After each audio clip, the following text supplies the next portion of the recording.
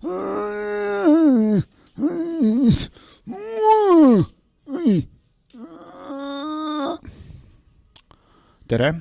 me oleme Luuleraadios. Meil on erisaade, mis toimub seekord Pärnus, Café Grandis. Meil on hetkel stuudios härra Jaak Känd, mina olen Kivisildnik ja me teeme teile täna selgeks ühe väga lihtsa asja. See on luule ja ulme otsene ja kaudne seos. Mina kui tüüpiline luuletaja olen väga palju ulmet lugenud, olen veidi ulmet kirjastanud ja olen kirjutanud, ütleme, žanripuhast ulmet, mida on avaldatud ajakirjas Reaktor.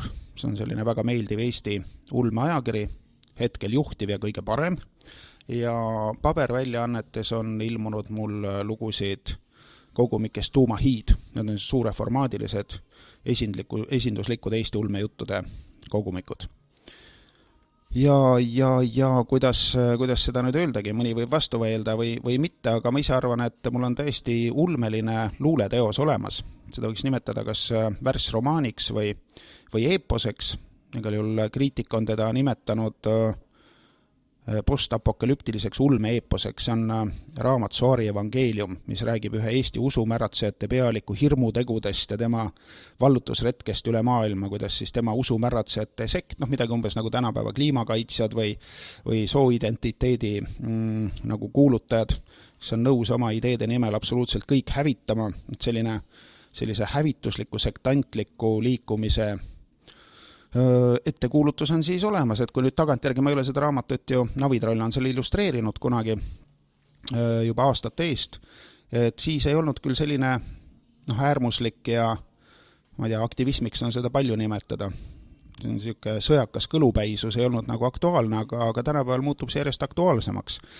Nii et võib isegi näha teatavat ulmekirjandusele omast ettekäiva kella või ettekäiva peegli efekti. Ole hea, Jaak, räägi, millised on sinu seosed ulmega? No eks ikka lapsepõlvest. Et veidike ma hakkasin kirjutama juba esimesel luuletuse ju 4-aastaselt, nagu te kõik teate. Aga siis ma kirjutasin vähe, aga lugesin hästi palju raamatuid. Ja vanal heal nõuka ajal, mida siit ikka kätte said, Strugatski ja teised vene autorid, keda sai siis loetud, ja päris põnevusega huvi on nagu hiljem ära kadunud ja läinud nagu ikka surrealistliku ja niisuguse luule peale üle. Aga kui ma ise mõtlen, siis mul endalgi on paar luuletust, et üks on Kosmos ja Känd, mis räägib sellest, et kuidas ma lapsepõlves esimene armumine toimus ja siis kosmiliselt, kuidas sedasi läks. Ja otsene kokkupuude sellega, et ma olin Arteki pioneerilaagris ja siis kukkus alla just meie Gagarin ja siis oli seal 3 päeva leina ja kõike muud ja siis mina ikka ütlesin, et kuskilt kaugelt kosmosest tulid ja viisid ta ära ja selle peale pandi mind isolaatorisse ja hoiti sealt tükk aega kinni. Nii et mul on üks toredad mälestused, et ikka see lääne poiss, nagu nad ütlesid, et need vene poisid ei uskunud ju, et seal küsisid, mis raha meil siin Eestis ikka on. Nemad nägid Eesti poissi, said esimest korda katsuda.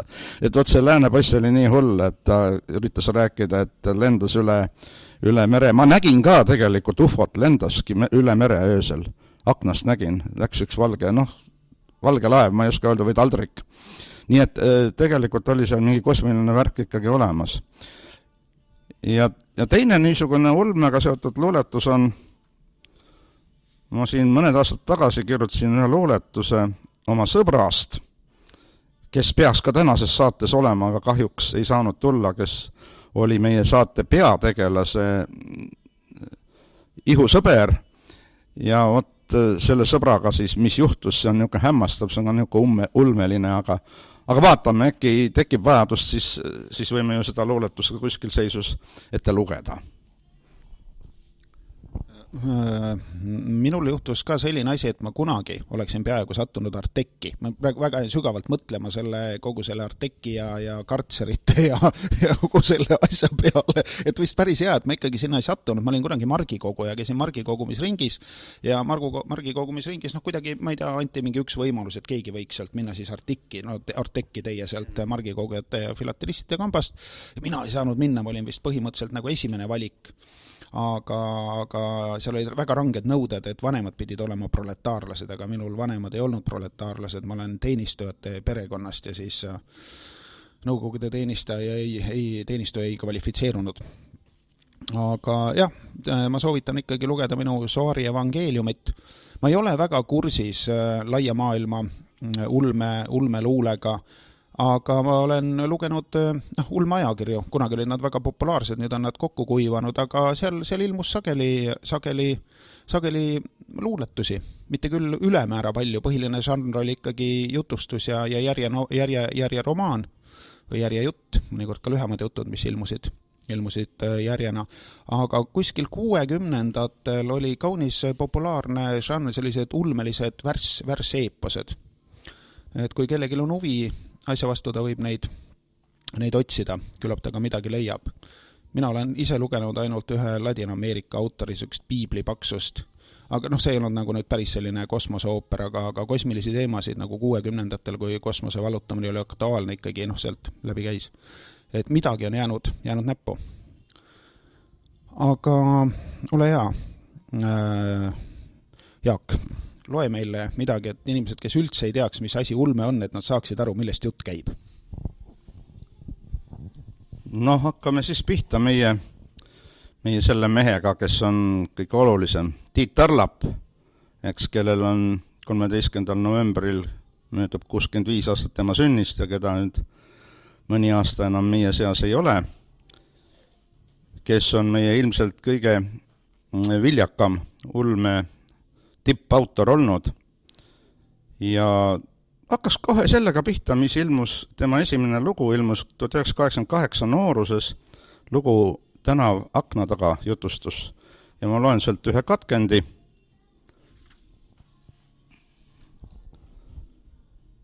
Voit muigas kõveralt. Kui ta uuesti välja vaatas, avanes vastasmajas asuva baari uks, et lasta tänavale trobikond noori, tugevaid mehi. Lõbusalt žestikuleerides jutlesid nad veidi baaritrepil, et siis eri suundades lahkuda. Voit saatis neid pilguga, kuni viimanegi kadus silmist. Siis koondus ta tähelepanu mööduvale paarile. Mees oli suur ja täidlane, kähar tume habe raamis 3 küljest ta noort nägu ja lisas sellele soliidset tõsidust. Käeotsas kandis ta koogat pampu. Naine lükkas roosavalget lapsevankrit, mehe kõrval näis ta kleenuke ning ilme järgi otsustades jõudis ümbrus temani ainult poolenisti. Tema tähelepanu hõivas vankri sisemus. Nähtavasti muutis miski selle noore ema rahutuks, sest ta peatus ja hakkas kattealust nobedasti korraldama. Mees tegi veel paar sammu, seisatas ja ootas teda järele. Siis läksid nad edasi ning Voiti pilk saatis neid kuni tänavanurgani. Väljaku nähtaval osal liikuva rahva hulgast eraldus pikkamisi üksik kühmuskogu. Möödus aeglaselt purskkaevust ja tuli pool põiki otse Voiti maja suunas. Voit teadis teda hästi. See oli väga vana mees, alati tumedasse rõivastatud. Peas laiasärvaline kaap kaitseks nii päikese kui vihma eest. Vanaka astus ettevaatlikult toetudes kõvera käepidemaga šokolaadivärvi kepile. Tal ei olnud kerge käia. Sellest hoolimata peitus temas mingi vääramatu, ainult temale mõistetav rahu, nagu kõneleksid selle kaudu ta elupikad aastakümned. Vanamees elas samas mõnes. Voti silmad jälgisid saabujat, kuni see vaatepiirilt kadus, siis ta teadis, et vanamees tuli sisse. Aegamisi pööras Voit aknale selja ning libistas pilgu üle pehme mööbliga mugava toa. Kaelast tuksatas paar korda ja siis see tuli. Algul aeglane, seejärel üha kiiremini alt ülespoole kerkiv tõmbluste voog. Ta värisevad sõrmed klammerdusid tagant kätt aknalaua külge kui kogu tuba ning iga üksikese eraldi näisid viskuvat pärane aetud silmadesse. Siis ei pidanud ta enam vastu.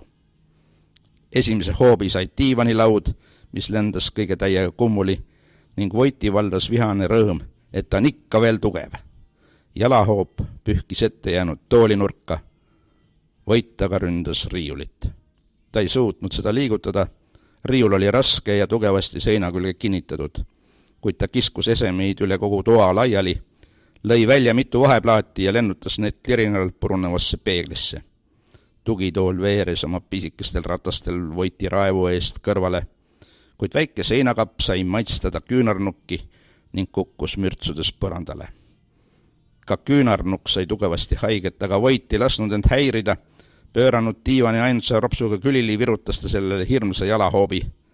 Raevust ja valust meeletuna kukkus Voit kõhuli vaibale, lõi sellesse hambad ja hakkas ulguma. Ta ei kartnud, et teda võidakse kuulda. Terve valgusaasta raadiuses ei olnud peale tema ainsatki hingelist. Muljet avaldav.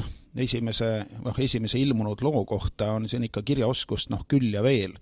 Ja oleme ausad, et see on sellest ajast, kus meie ulmekirjandus ei olnud sugugi veel see, mis ta praegu on, siis ei olnud veel Maniakide tänavanimeliste autoritega Harglat ega paljusid teisi andekaid inimesi, kes praegu seda tänuväärset vankrit veavad. Et meie kirjanduse algus oli tuim ja meie ulmekirjanduse algus samamoodi tuim, aga ma arvan sellepärast, et kellel on luulehuvi, sellel võiks olla ka ulmehuvi, sest eks meie proosakirjandus on üldse, ma ei tea, mina olen suhteliselt tõrges teda lugema, häid autoreid on vähe ja need, kes on ka sellised, nagu nad on, mingisugust hiilgust ega jõu näitamist tuleb väga harva ette. Aga ulme on selline žanr, kus on tarvis fantaasiat. Seal on tarvis mingisugust loovat elementi, et sa ei saa lihtsalt kirjutada sellest, kuidas sa oma igapäevast elu elad ja sellega piirduda, sa pead ikkagi midagi välja mõtlema, sul peab olema mingisugune kujutluse vool. Et ilma loovuseta ei ole võimalik teha kirjandust ja ulmekirjandust ise äranis. Et kuidagi sellise rutiinse võitu asja võib ju valmis joonistada, aga ma arvan, et see on ulmes siiski nagu veidi raskem kui ütleme olmelises proosas, et kõik on sõitnud taksoga kuskile, kõik on istunud kohvikus ja kõik võivad sellest kirjutada ja ongi lugu valmis. Aga selleks, et kirjutada kas või kõige tavalisemat robotite sõda kuskil kosmoses, selleks sa peaksid olema enne lugenud läbi mõned raamatud. Tõsi küll, tänapäeval on noori autoreid, kes kirjutavad selle põhjal, millised ulmefilme need on näinud ja sealt tuleb ka teatav kvaliteedilangus. Aga Jaak, soovid sa veel midagi ette lugeda?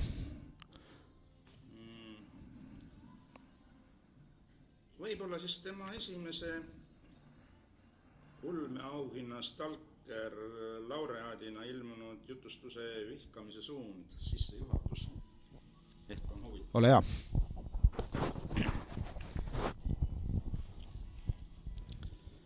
Vihkamise suund. Keegi ei teadnud kadureisidest õieti midagi. Ametlike infokanalite järgi polnud neid olemaski. Sellest hoolimata, aga võib-olla just selle tõttu, levisid kolooniate süsteemi planeetidel kuuldused. Kõneldi hukkunud ruumilaevadest ja kõneldi laevadest, mis olid täiesti seletamatul moel jäljetult kadunud, jõudmata eetrisse saata isegi viimast nappi teadet. Erilise maiuspalana räägiti laevadest, mis hoidsid küll parimas töökorras olles kindlat kurssi, kuid ei vastanud ühelegi kutsungile ja osutusid patrulli sisenemisel täiesti inimtühjadeks. Kõiki neid kokku kutsutigi kadureisideks. Ning kusagil võib olla Argon 6, aga võimalik, et hoopis Ornaxi piirkonnas olevat üht uitasteroidile rajatud valvejaama tabanud meteoriidi absoluutse nullini külmunud inimkehadest. Tõsi küll, kuuldusi liikus alati ja põhjus oli lihtne. Verhenseni ruumiteooria, mis praktikasse rakendatult muutis kättesaadavaks galaktika kaugemadki punktid, oli inimtegevuse areaali plahvatuslikult laiendanud. Kuna aga asustamiseks sobivate planeetide hulk moodustas tähesüsteemide üldarvust kaduvväikese osa, siis meenutas kolooniate võrk otse kui hiiglaslikku hajutatud arhipelaagi. Lihtsurelikule käis juba ammu üle jõu saada selget ettekujutust, mis sellest toimus. Näis nagu oleks inimkond koos oma suure ruumihüppega varisenud ühtlasi tagasi Kolumbuse aegadesse, mil meeli järutasid legendid tundmatute maade imedest, kuid alati ei pruukinud imed olla ahvatlevad. Need võisid äratada ka õudu. Nii, mina tahaks rääkida oma sellest nagu täielikust Tarlapi vaimustusest, mis mind tabas, kui ma lugesin tema esimesi kõvakaanelisi raamatuid. Eks tal olid enne seda ilmunud nii Haapsalu kui Pärnu ajalehtedes ja mitmetes muudes perioodilistes väljaannetes ja kogumikes jutte, aga need olid jutukogud. Üks oli Vihkamise tund, see oli niisugune punase musta kaanega kaunikesti kole raamat, millel välgumotiiv oli kaane peal, aga sisu oli korralik, aga minu selline vaimustus ja tõeline niisugune fänni nagu kinnis idee, et Tarlap on suurepärane kirjanik, sai alguse raamatust Viiking, kes armastas haisid. Iga normaalne inimene peaks selle raamatu silmad nagu üle laskma, teda üldse mitte nägema, sest see kujundus oli, ütleme, nagu omaaegne laste ajakiri Täheke, selline abitu joonistus, milles mingid raketi või kosmose motiivid olid. Aga see raamat nägi nii kole välja, et kui ma ei oleks enne mingeid muid Tarlapi asju, no mitte ainult kole, vaid ta andis vale signaali, ta ei näinud välja nagu ulmeraamat, ta nägi välja nagu mingisugune suvaline nurgatagune lasteraamat, aga see oli sinnamaani Tarlapi kõige parem teos. Ja mis mind Tarlapi juures nagu võlus? Mitte ainult see, et niisugune hästi kirjutatud ja ulme teemad ja kõik see asi, et tema tüübid, tema kangelased on sellised toredad lihtsad sõdurid või seiklejad, tavaliselt elus alla jäänud, neil läheb halvasti läheb neil sellepärast, et maailm on halvasti korraldatud, igasugused valitsejad ja ülemused on tõpranäod, et sa näed, et autoril on süda rinnus, et ta muretseb nagu õigete asjade pärast, et ta ei ürita kirjutada hästi lihtsalt mingit põnevat lugu, vaid ta tahab selle oma loominguga midagi öelda, et tal on mingisugused väärtused paigas ja ta saab aru, kuidas elu käib ja ta mõistab, kuidas see võiks käia, ta näeb kääre selle vahel, mis on ja võiks olla. Et see tegi Tarlapi minu jaoks nagu eriti sümpaatseks. Kellele meeldib huumori ulme, sellele on ka Tarlapil omajagu pakkuda, aga minul seda huumori ulmesoolikat nagu eriti ei ole, et ma tean küll, et Pratchettil on väga toredaid ja naljakaid kohti ja tegelasi nagu keraamilised ateistid, kellele jumal välguga pähe lööb ja see jälg talle midagi ei tee ja siis ta teotab jumalat edasi, aga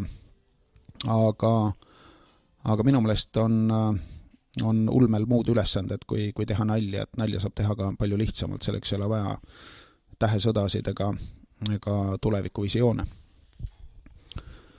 Et selles mõttes on Tarlap nagu midagi Hemingway kadunud põlvkonna autorite talvist. Tead sa, Jaak, tema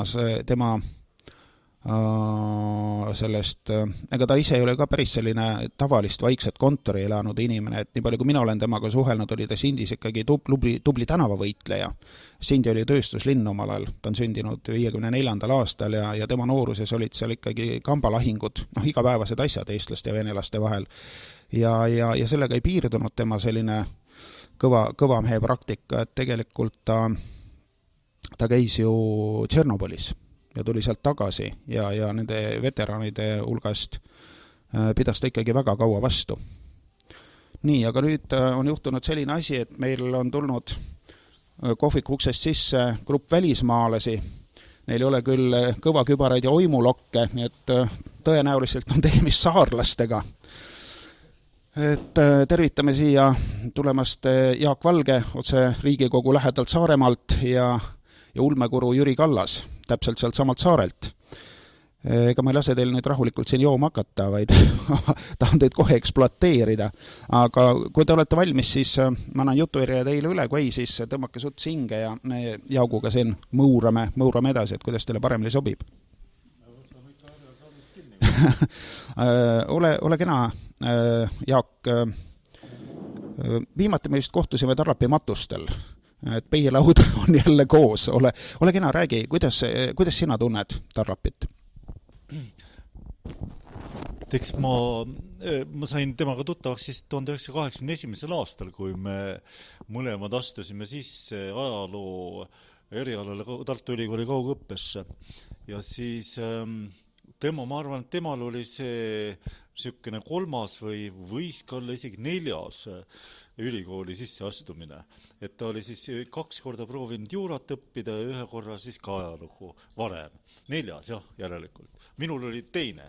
Et mind oli häbiga välja visatud geograafiast ja ma olin Nõukogude armees ära käinud ja siis arvasin, et võiksin nagu oma hobi pärast siis ajalugu õppida. No ja siis kuidagi juhtus siis niimoodi, et kui ma olin ennast ühiselamust sisse möllinud, nendeks sisseastumiseksamiteks, et siis läksin loomulikult Humalasse õlut jooma ja natukese aja pärast tuli siis Tarlap ka sinna, mina ei teadnud, et kes ta on selline, aga ta oli meie 3. toakaaslase käest teada saanud, et see äsja sisse möllinud mina, siis toakaaslane, et olen Humalasse läinud. Ja siis ta mingil täiesti imekombel lõhna järgi leidis mind üles seal. Ja siis me leidsime, et me oleme siukeste nende teiste rebaste kõrval siis seal, kes esimest korda ülikooli tulid, et oleme me nagu väga vanad tegijad. Ja siis, ütleme, et eks siis et see aeg, kus tema siis oma 4. korda seal ülikoolis õppis, et see aeg oli ka väga tore, et ta seda väga palju ei saanud, et see oli umbes aasta aega ta siis tegeles sellega, et ta läbis siis ürgaja kursuse, ütleme, et keskaega ja siis sinna arheoloogia ürgaja kursuse läbis keskaega ja siis sinna selles uusaega ta edasi ei jõudnud ja tõesti, et vähemalt need ürgaja ajaloo teadmised toona siis nimetati, et eks ole ürgajaks seda perioodi, praegu nimetatakse teistmoodi, et ta siis nii-öelda manifesteeris sellesse raamatusse Mina kromagnoonlane. Et jah, et ta on niisugune erakordselt sellise, kuidas öelda, romantilise hingelaadiga inimene, niisugune nagu 19. sajandi westerni tegelane või midagi taolist, et see oli, ta jättis nagu tegelikult kõikidele väga sellise sümpaatse mulje meie ühistele tuttavatele. Ühesõnaga, et me võime teda nimetada poeediks ulmekirjanike hulgas, et selline vagabund ja vaba mees ta oli, ole hea, Jüri Kallas, ulmekuru, räägi oma rasketest suhetest Jüriga, meie lemmikautoriga. Kas nüüd raskedega ütleme niimoodi, et ka mina kohtusin Tiiduga esimest korda Kõrtsis. Aga me enne suhelnud natukene niimoodi, et kaude 3. isikute läbi, et oli mingid käsikirju saatnud ajakirja ja siis mina olin seal ajakirjaga seotud ja siis mul anti need kätte, et kas nad kõlbavad avaldama. Et see muidugi kõlbavad tuleb tükki anda, läksid ka, see oli selline elustiili ajakirja nagu Favoriit, mille ma nagu kaudne omanik olin ka, üks osanikke või niimoodi. Ja siis ütleme, ma sain ka mingid käsikirjad lugeda, aga tema asjad, mis olid ilmumata romaanid, et seal mingi üks oli see ka Hööginimestest oli väga pikk päev või mis ta oli see, ja siis oli veel Kurjustund ja need, mis tal hiljem ilmust 2 koos, et oli siuke, mis Tšernobõli sõbrad tal välja andsid, tema esimene raamat vist oli see, või oli teine oli vist, jah. Ja aga siis oli nii, et mingi hetkel jah, et istun Illegaardis oma kolleegiga ja see oli siuke Tartus kõrts siuke, nagu öeldakse, klubikaadiga, et sinna igaks sisse ei saanud. Et siis oli nii, et siis tuleb üks mu kolleeg, 3. kolleeg, kel klubikaarti ei olnud, kes uksest suutsi sisse, tal on tuttav seal, et laske sisse ja ütleb, et tal on veel 2 tuttavat kaasa, üks on see Tiit Tarlap ja teine sõber ja et kas ma olen nõus oma kaadi peale võtma nagu külalised, eks ju. Muidugi on nõus, eks sest kolleeg kinnitas, et normaalsed inimesed ja siis vaatangi, et tulevad sisse siis, eks ju, Tiit Tarlap ja nagu siis hiljem sellist teine Jaak Valge, semmud. Et nad ei olnud ilmselt esimest kõrtsis, aga üldiselt sai räägitud ka kirjandusest sel õhtul veel. Aga ei, sikke, ja siis Tiiduga on hiljem ka suhelnud, ta käis kunagi isegi ulmefännide aasta kokkutuleku, siis ta öö oli enne seda minu öös, rääkisime kogu õhtu nagu ulmest ja sellest, siis põhimõtteliselt ma sain üsna hästi aimu, mis ta inimesena nagu ja kirjandusest just, mida ta arvab, et tal oli see konkreetne suhtumine kirjandusse, et see peab olema selge ja tal oli tegelikult kõik nad, kuigi ta oli amatöör mõnes mõttes kirjandus, ütleme niimoodi, et ta ei olnud ikka selline suure linna kirjanik, kes nagu räägib tüünel pilgul midagi sellisest kunstist ja kõigest. Temal oli väga praktiliselt lähenemised, ta näiteks seletas pikad laiad, kuidas, et võib-olla tundub mõni koht, et eoses on selline uimane, aga see on vajalik, et 2 mürtsu koha peal peab olema selline hingetõmbe etklugejal. Ja sellised, niimoodi selle tasandil kõik läbi mõeldud, et selles mõttes, ja samas ta oli nõus alati oma seisukohti ka muutma, näiteks mäletan kunagi, kui me see Romagnonos tegime, siis ta oli hästi kuidagi siuke tõrges, tal oli just halb kogemus mingi suure kirjastuse keele toimetamisega ja siis ta oli hästi tõrges keele toimetamise asju, siis ma rääkisin talle, et aga mul on hea toimetaja ja et ta teeb väga taktitundeliselt ja ütlesin niimoodi, et sul on alati võimalus keelduda parandusest, eks ju, ütlesime, et toimetajale on kätte, et nii vähe kui võimalik ja nii palju kui vaja. Ja pärast ta tunnistas, et jah, et tõesti, et see oli hoopis teine tase, et ta oli väga nõus. Ta kõike parandus midagi omaks võtnud, aga ütleme niimoodi, et ei hakanud ka jäigalt ikkagi edasi raiuma, et ei võta ühtegi omaks, või ta sai aru, et tegelikult mõned asjad said paremad.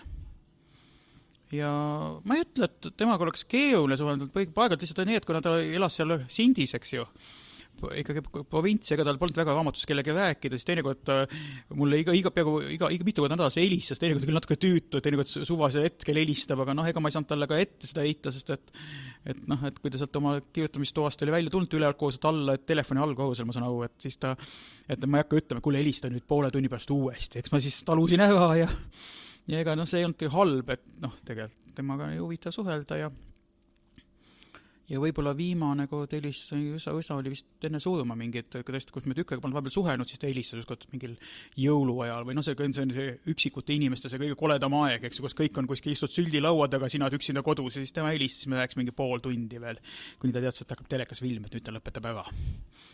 Ja siis et ma ei ütle, et temaga oleks keeruline suhelda olnud või siuke, aga eks ta muidugi siuke kirjastamise asjust tal olid omad seisukohad ja teistpidi võttes tõenäoliselt siuke teatav jäikus ja siuke, kas ma ütlen seda, oma asja ajamine, eks see aitaski tal, sest et ega tal ju see roosiline see kirjaniku tee ka nüüd ei olnud, eks ju, aastaid kirjutas sahtlisse ja tegelikult, kui ma ei oska nüüd öelda, kui need oleks ilmunud kõik nagu reaalajas, need esimesed asjad talle, et see oleks võib-olla, kui palju ta, alati on see, mis oleks, kui, aga siis ta oleks võib-olla vahepeal hulga rohkem kirjutanud. Sest tal vahepeal oli, siis tal romaanid ilmud, siis hakkas jutte kirjutada, mis tal tegelikult ei meeldinud jutte kirjutada väga palju. Et tal on romaani peal sama palju kui jutte tegelikult ja siis ta kirjutas jutte ja siis kui need Pärnu lehed lõpetasid kõik, kas Mati Vaga, need kooperatiivilehed lõpetasid ilmumise, Mati Vaga vist suri ka ära ja siis see Pärnu leht ka enam ei avaldanud järjejutte ja siis tal tegelikult see järjejutte kulges täitsa kokku vahepeal. Ja siis ta oli vist vahepeal ikka vist mitu aastat ei kirjutanudki midagi ja siis talle hakkas uuesti peast kirjutama, siis sai romaanidega nagu Anna ukse vahele ja hakkas tulema neid ja 3 kirjastust tavaliselt neid suure portsu tegelikult lõpuks. Ja ilmselt oleks tulnud veel võib-olla, et ega tal hoog oli ja tahtmist ja aga just see, et alguseid oli ikka väga okkaline.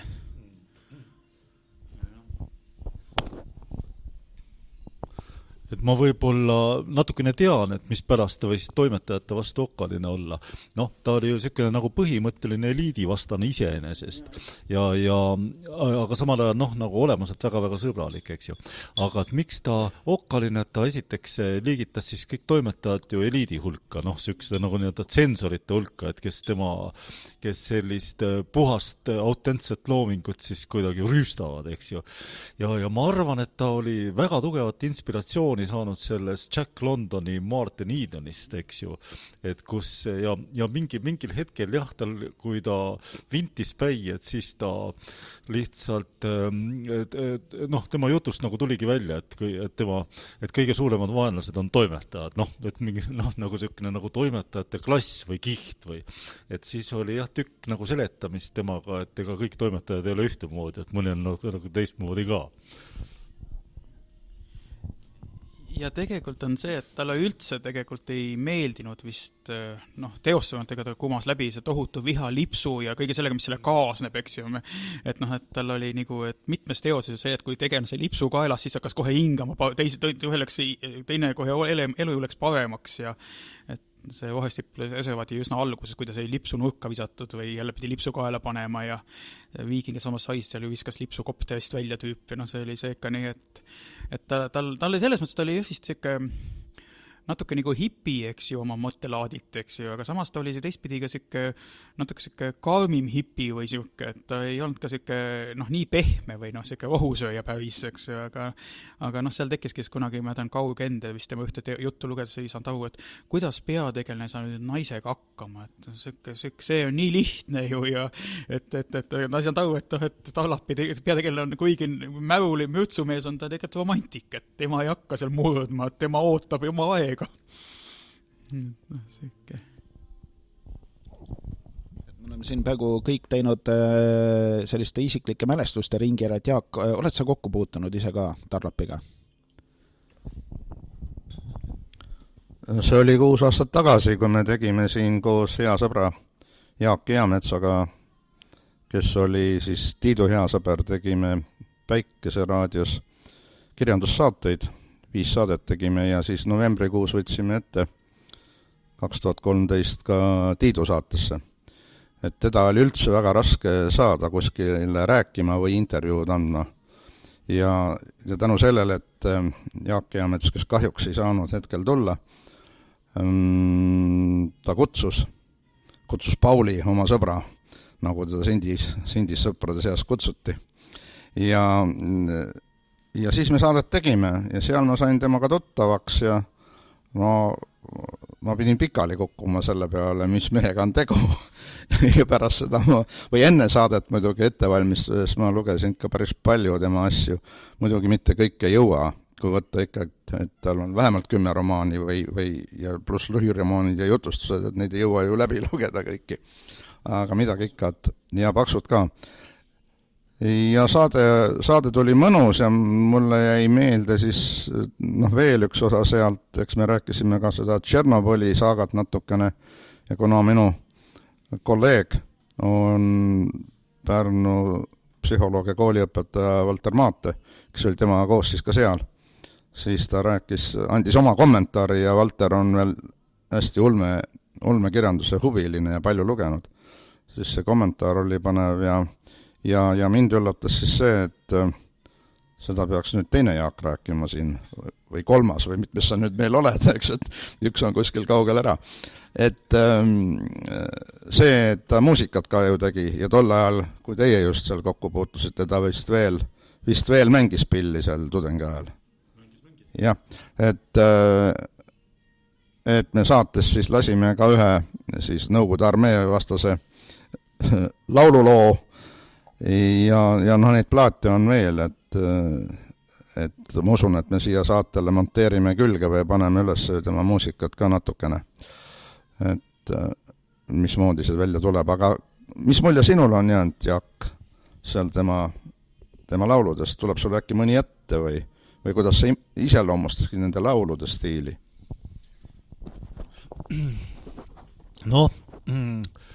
Võib-olla mingi tuttavatele interpreetidele, et kellele ta kõige lähedasem võis olla Vladimir Vysotski, eks ju, et selline tavaline nagu see suhtlev, tema kõne ei olnud nagu nii madala ja nii käriseva häälega, kui ta siis laulu lõi, eks ju. Et osalt ta siis lauliski Vysotski laule, millele ta siis tegi ise sõnad ja väga vägevad kusjuures. Sellises romantilises stiilis, nagu ta ise nagu oli, eks ole, ta oli et mees, kes romantiseeris kaotajaid, näiteks, et oli tal üks selline lemmiklaul, see oli küll venekeelne, mida ta laulis, aga oli siis selline valgekaartaste laul, eks ole, et kuidas need kuidas need valgekaartlastest ohvitserid võtavad õhtul viina ja siis arutavad, et homme peavad nad vedama oma eskadroni jälle punaste ahelike peale ja vaevalt, et nad oma siis selliseid lemmikdaame enam näevad, noh, sellise sisuga. Ja mõned laulud olid tal siis ka enda tehtud. Ma mäletan, et üks selline, võib-olla mida ta kõige rohkem laulis, oli siis Valge lagi, oli selle loo pealkiri. Aga muidugi, et need tudengite peod, kus ta siis, kus ega ta ei mänginud nagu hea meelega kitarri, noh, võib-olla varem seda siis tegi, aga siis, kui mina temaga tuttavaks sain, et siis ta oli ju, eks ole, 30. Et siis ta seda väga nagu meelsasti enam, mitte 30, siiski 26. Et siis ta enam seda meelsasti ei teinud, aga siis, kui ikkagi oli piisavalt õlut joodud ja talle nagu head inimesed ja kenad tütarlapsed kõvasti peale käisid, et siis ta ikkagi mängis. Ja ei, muidugi, et need ei olnud need laulud, millele oleks saanud nagu kaasa laulda või mingil moel siis, aga et need olid lihtsalt kuulamise lood ja kõik kuulasid ka täiesti hardalt sel juhul, hoolimata sellest nii-öelda peoastmest, mis parasjagu oli. Selles mõttes, kui Tiit ikkagi oma lugudele sõnu tegi, siis ta on õiges kohas ka meie luulesaates. Tahaks ise ka teha lühikse sellise personaalse vahelepõike, et ma olen ju olnud korra tema ühe raamatu kirjastaja, meie kromanioonlased, see ilmus siis kuskil täpselt 10 aastat tagasi, umbes nii. Ja sai käia Sindis, tal külas jalgrattaga. Ja nende külaskäikudega tuleb nagu aus olla, et juhtus mitmeid kriminaalseid asjaolusid. Et kui ma läksin jalgrattaga, mitte siit nagu, ütleme, nagu siit mõistliku ja inimeste rada mööda, vaid kaugelt suure ringiga, nagu sealt tagant Sindi tagant, ja seal on üks liiklusmärk, mis piirab liikumiskiiruse 30 kilomeetri, kes ma jalgrattaga alati ületasin seal kiirust. See on esimene episood, et see oli minu austusavaldus sellisele mässajast ulmekirjanikule, et enne kui tema juurde sai mindud, ja seal ilmselt ikkagi mingi õllejoomine ka sai toimuda. Ma ei ole küll kunagi olnud selline metoodiline ja kuritarvitav alkohoolik, aga Tarrapi seltskonnas ilmselt oli väga raske ka öelda ei. Aga ma tahaksin Jüri käest küsida, et kuhu sa asetaksid, ma tean, et sinu ulmelugemus ja ekspertiis on põhimõtteliselt selline, et sul vist ulmeinimeste koosolekutel mälumänge mängida ei ole mõtet, et sa üldjuhul võidad selle, et kuhu sa asetaksid ta meie ulmekirjanduses? On ta Tammsaare või Richard Roht või Kender või keegi teine? See on väga keeruline, ma olen niimoodi mõelnud. Kindlasti on ta Eestis üks viljakamaid, eks, ja siin on, ütleme nii, et ta on esikolmikus nagu teoste hulgalt Eesti ulmes. Tal on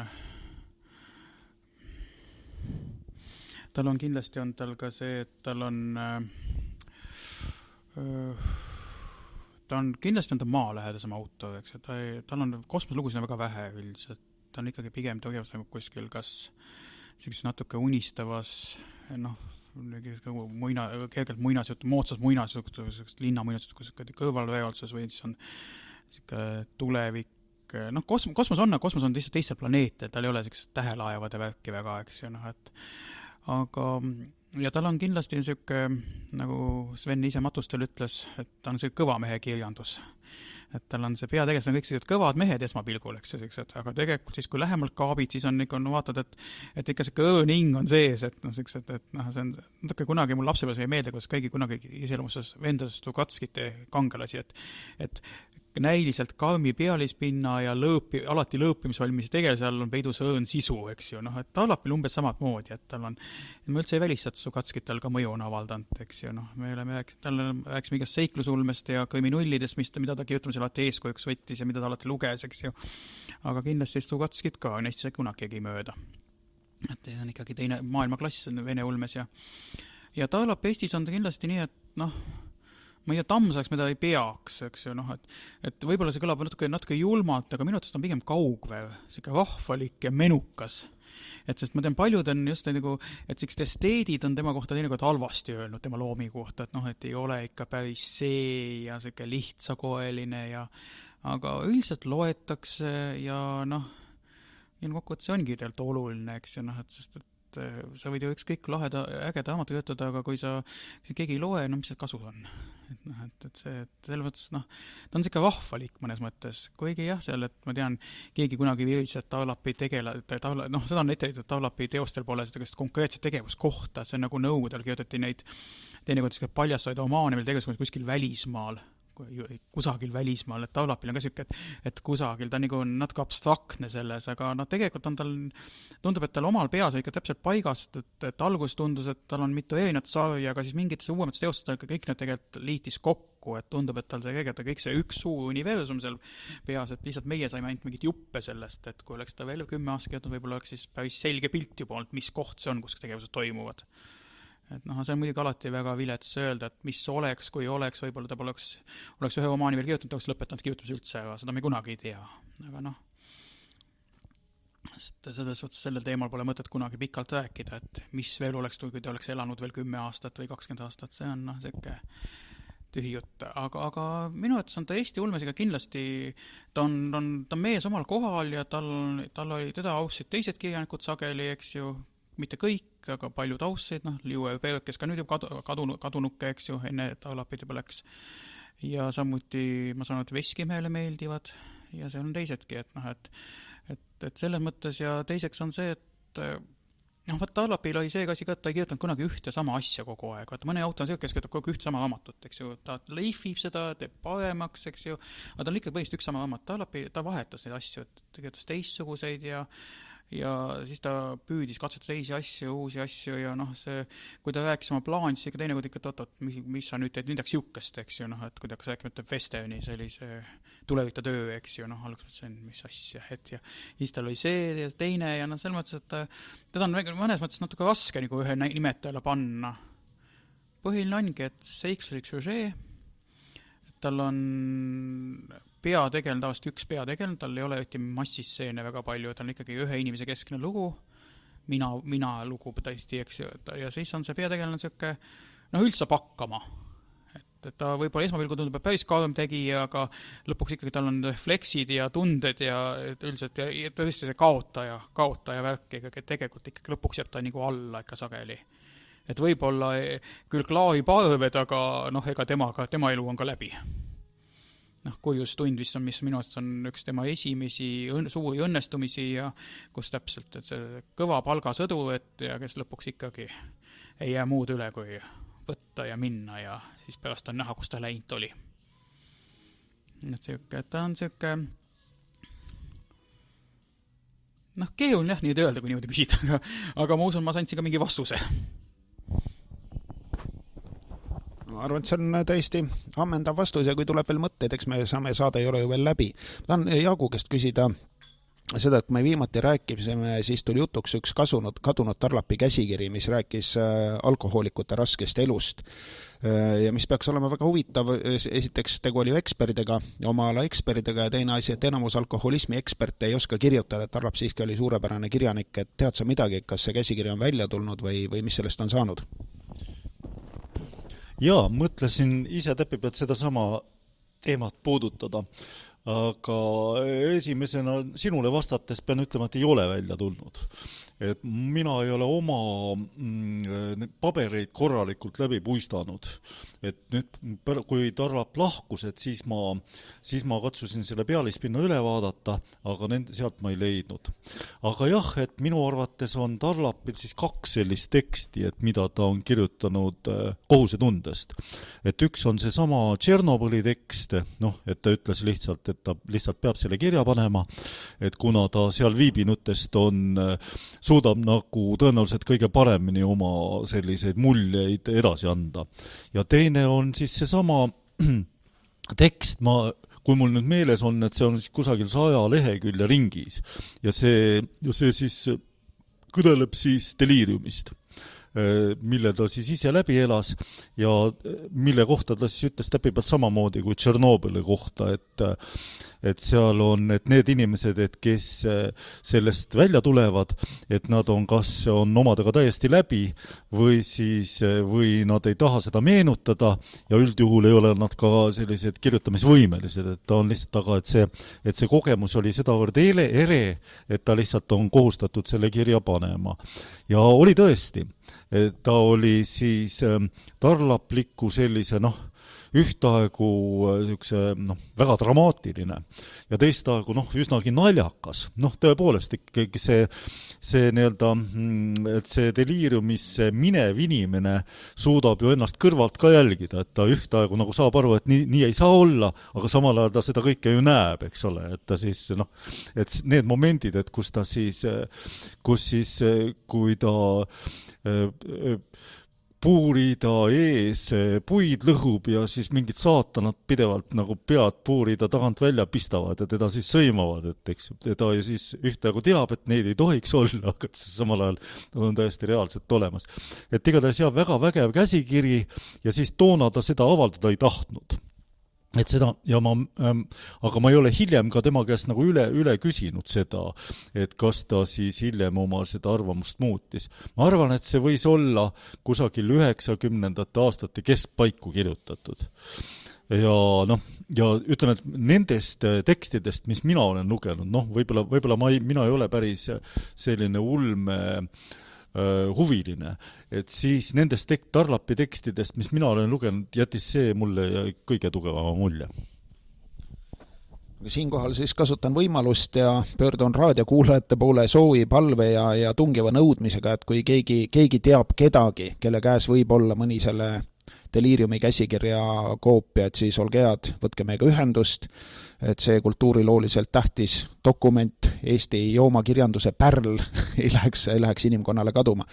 Jüri käest ma tahan küsida, et Tarlapi loomekäigu kohta, et raskelt tal ju ei läinud, aga samas lõpuks andis ju Varrak välja tema romaane kaunis kujunduses ja nii. Inimese moodi võiks ju ütelda, et kuidas sa võrdleksid teda teiste vanema põlvkonna või tema, umbes nii enam-vähem tema vanuste ulmekirjanike käekäiguga? Mõnes mõttes on Tiit Taulap omaette kuju. Sünniaasta oli tal kuskil 54, okei, natuke vanem siis kui Kivistikud ja need, eks ju. Ja tegelikult meil on just nii ongi, et ega seal 5. sünniaastaga ei ole väga palju neid autoid, toimetaja tõlked on, eks ju, aga ja seal, kui põlvkondlikult rääkida, siis on ka pigem 60. sünniaastaga juba. Ja teiseks oli see, et olgeme realistid, eks ju, et ma ei ole veendunud, et ta nõukaajal oleks trükki pääsenud väga. Kõik võib juhtuda, eks ju, ja kindlasti mõned eksiga võib-olla oleks, aga esiteks Nõukogude Eestis oli see ulmekirjandus üldse siuke, ta ei olnud otseselt põlu all, aga ja me tagantjärgi mäletan kunagi NKL Ellatega just selle natuke isegi vaidlesime, et mina ütlesin just, et minu ütles ikka pidevalt öeldi, et ulme ei ole Eesti inimesele omane ja see ei ole nagu õige, mitte ka õige, aga teda, et Eesti lugeja justkui vajaks seda, eks tõlke ulme okei, talumäe on, et 2-3 raamatut aastas, aga see Eesti autoid ju ei ole olnudki meil tegelikult, eks ju, siin olid piiripealsed ulmekad mõned ja seal abikaasad Peekmannik jõudsid mingid mudelromaane, mis olid justkui ulmekad ja siis oli NKL Ellat ja Naiste maailm ja kaksikliike Eiveloonilt ja siis uuesti olid kõik. Mingi hetkel siis tuli Laipaiga maa ja kask, mis on mida siis sel hetkel ulmeks ei peetud, eks ju, oli lihtsalt kunstmuistendid. Ja siis tulidki tegelikult 2 sükust autoid, kes tulid umbes natuke samal ajal, natuke võimas alas või natuke varem, kirjutas jutte hästi palju, nad töötas ise ka ajakirjatöös, siis tal oli avaldamist ka lihtsam natukene. Ja tema kirjutas just sellised lääne lugusid eesti keeles läbi, et sellised tüüpskeeme, see õnnetu töö, aga omal ajal mingi väga vajalik, eks ju, et me seda läbi põdeda see asi et minna edasi.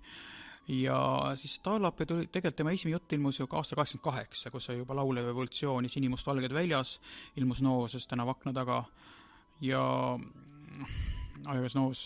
Ja siis oli see, et sellega, noh, see oli juba tegelikult siuke, ma ei kujuta ette, et ka nõukogude ajal siuke jutt päris läbi läinud. Seal jutt oli siis mehest, kes oli mingi kuriteo koos saatnud, kes istus siis, oli pandud mingisse vanglasse ja siis teda umbes, noh, põhimõtteliselt ikkagi see süsteem piinas sellega, et need aknad aga normaalset elu talle nagu virtuaalselt, eks ju, et inimene siis pidi seal nagu vaevles selle käes. No ei olnud just väga optimistlik ja nõukogude inimesele vist sobilik lugemisvara ja siis järgmist need romaanid olid ju sellised seikluslikud ja juba üsna ühiskonnakriitilised, eks ju.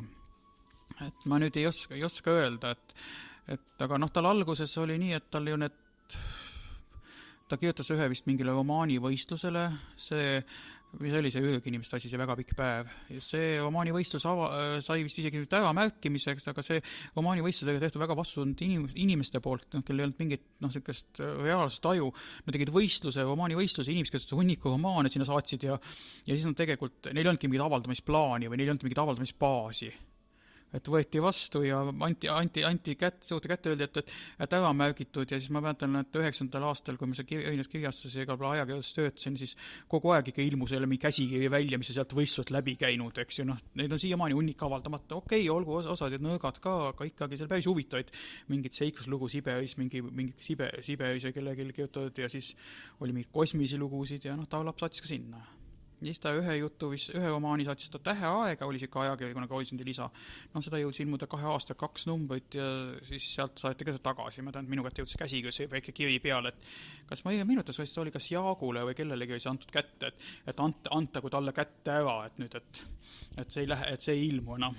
Ajakiri oli läbi omadega ja siis et tal et sellel pinna ma ütlengi, et tegelikult tal oli see avaldamisega ikka oli raskusi, et need asjad ei olnud ikkagi ja ega 9. alguses keegi tahtnud ka Eesti autoid väga avaldada tundmatuid, eks siis oli ikkagi see, et avaldame tõlkasju ja siis ju copyrighti ka keegi maksnud ja kõik oli siuke, see oli siuke easy, kerge raha siuke teenida, suured nimed ja hakkasin mingit tundmatut Eesti autot avaldama ja siis ta kirjutas ju jutte ja selles mõttes ma ei oska öelda, et ta on tegelikult eksisteeris nagu omaette omas vaakumis, sest et ma tean, mingi hetkel olid kõik need ulmefännid just olid just nagu naesid, et umbes nagu Taulap on nagu minu ja ühe teise tüübi välja mõeldis, et et keegi pole neid Pärnu lehti näinud, et minul oli lihtsalt tänu sellele, et ma olen Pärnust pärit, õde oli need välja lõiganud, ma sain neid lugeda, neid ajalehe väljlõikeid, eks ju, ja siis oli nii, et siis andsin ühele teisele ulmefännile veel lugeda ja me 2 siis olime, kes rääkisid, et äge auto on, kuulge lugege, keegi viitsi minna, omad kokku võtsime neid lehti ja siis kui esimene raamat tuli, siis olidki osas mõttes oli see karuteene, et me kõik kiitsime teda, kui lahe on, kes said lugenud ja siis tuli raamat välja öelda, et ei ole päris nii lahe, aga sinna oli vahepeal 5 aastat möödas, juba läinud Eesti ulmele ka läinud kuhugi teises juba edasi ja tase oli muutunud, aga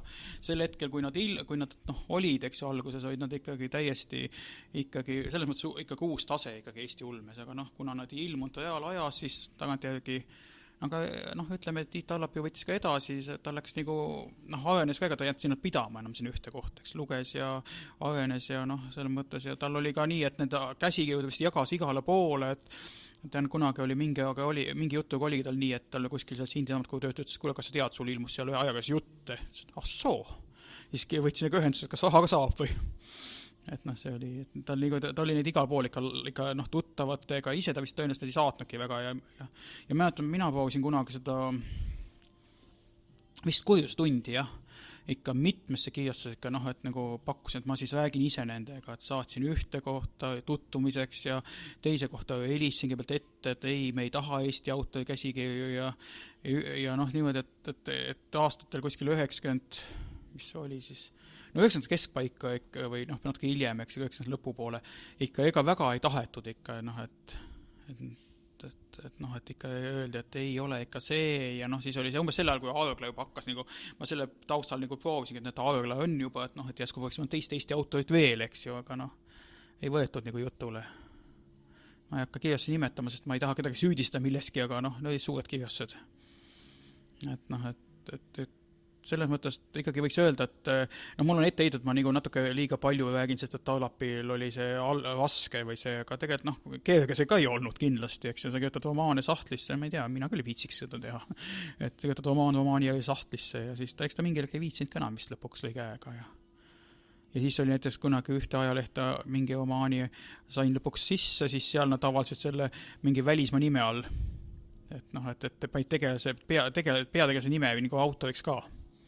no see, ta oli sama nime all, ilmselt oli nad Tiiduga leppis kokku, et ilmselt sama nime all ilmub ka Päevnu lehest, et ma sain teada, et pooleli jäänud see ilmumine vist lehti lõpetas ilmumise ära või midagi. Et noh, selles päris oma peaga see välja vist ei mõelnud, aga ikkagi. Et niimoodi need... minu arvates oli, aga tal on kindlasti oma koht ja ta on selles mõttes ikka tõesti natuke omaette seisev, et esiteks juba see, et ta elas provintsis, tavaliselt on kõik need kirjanikud on Tallinn-Tartu, eks ju, Teljels uuesti, eks ju, ja tänu ta oli ka omapäevasem, sest et ta kindlasti ei olnud nii mõjutatud võib-olla anglo-Ameerika ulmest, mis mingi hetkel oli hästi Eestis, juuemal on natuke ka Vene ja muud asjad ja ise see käis, aga algus käis ikka suur anglo-Ameerika kopeerimine, mis on täiesti arusaadus igal pool maailmas niimoodi, et kui esimene laine ikkagi sest seal on see kõige tugevamini läbi töötatud, ikka ta õpid sealt, kus on hästi tehtud. Aga Tarlap nagu mõnes mõttes püüdis teha nagu natukene oma moodi või seetub meelde mul 5. aasta Prantsuse autorid, kes kah nagu Ameerika ulmet teadnud ja siis iseseisvalt avasid kõik need asjad nagu natuke vildakalt võib-olla, aga selle võrra huvitavamalt. Tarlapil tamalt sama asi tegelikult natukene, et kuigi ta luges vene käes palju, ma tean, et ja ta luges Kriminull, et ta oli see, kes see Jockey krimkad on, see Dick Francis, see oli tal üks suur lemmik, ta rääkis kogu, et Dick Francis tal kohe, kui kätte saab midagi jälle ja Chasey luges ja siis samas luges ka neid seiklusulmet nagu Harrisoni ja ma arvan, ta ka seda prantslast Kawasaki luges ka, et sest et see minu arvates ühes oma asja tunda Kawasaki mõjud nagu, kui et aga kindlasti omanäoline ja oluline ja ma usun, et ega teda nii kähku ka ei unustata, et ikkagi loetakse edasi ja ma loodan vähemalt küll, sest et tänapäeval muidugi alati see, et auto sureb ära ja siis esimese tuhin läheb mööda ja sellepärast on see saade ka praegu väga oluline minu arvates, sest et saab jälle nagu korraks nime tõsta nagu kuhugi fookusesse.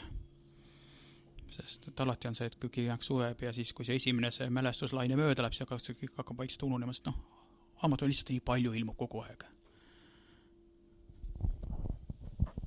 Loodame selle peale, et ega tänapäeval ju kirjandus levib siis, kui ta tõlgitakse kirjaoskamatute keelde, ehk tehakse film raamatuainetele, see võimalus on olemas ja paneks südamele nendele filmiinimestele, kel minu arust on pool aju, aga sellest on 2 suud, millega nad räägivad kogu aeg, et eesti keeles ei ole ju ühtegi lugu, ei ole ühtegi raamatut, Tammsaarest ja Kalevipoestki pole veel filmi tehtud, eks ole, õiget lugu, aga anname nüüd korraks sõna Tarlapile, ole hea, Jaak. Ega väga raske on ju valida, et mida ette lugeda.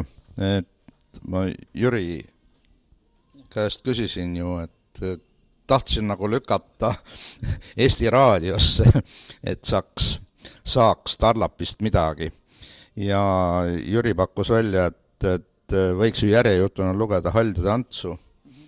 Aga selgus, et muidugi järjejutul on vähemalt aasta järjekord, et kui me tahame üldse sinna midagi Tarlapilt saada, siis peaks järgmiseks aastaks aja kinni panema.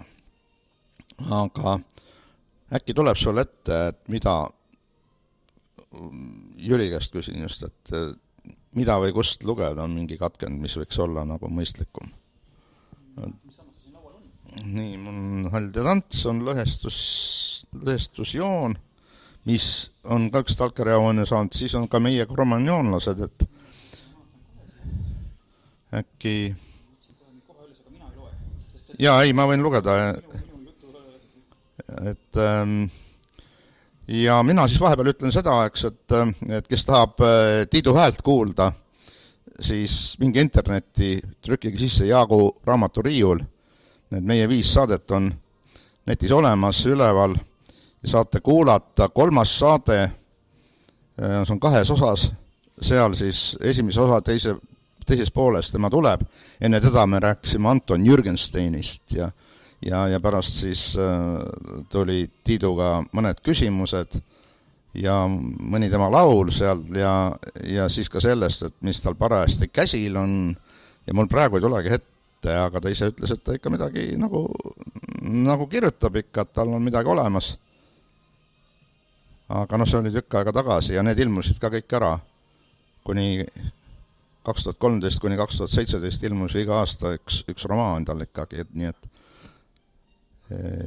ja tal oli seal veel tagavaraks veel, ilmselt on tal selles pärandis ka veel midagi, aga ei tea ju täpselt. Tal peaks olema tal peaks olema üks poolik käsigi, nii palju kui matustel juttu oli, et ei tea, mis tasemel see valmis on, aga et sellest oli kirjastega tal juttu, et ta kirjutab sellist asja, aga kas see on nüüd mingisse kohta jõudnud omadega või seda ma ei tea.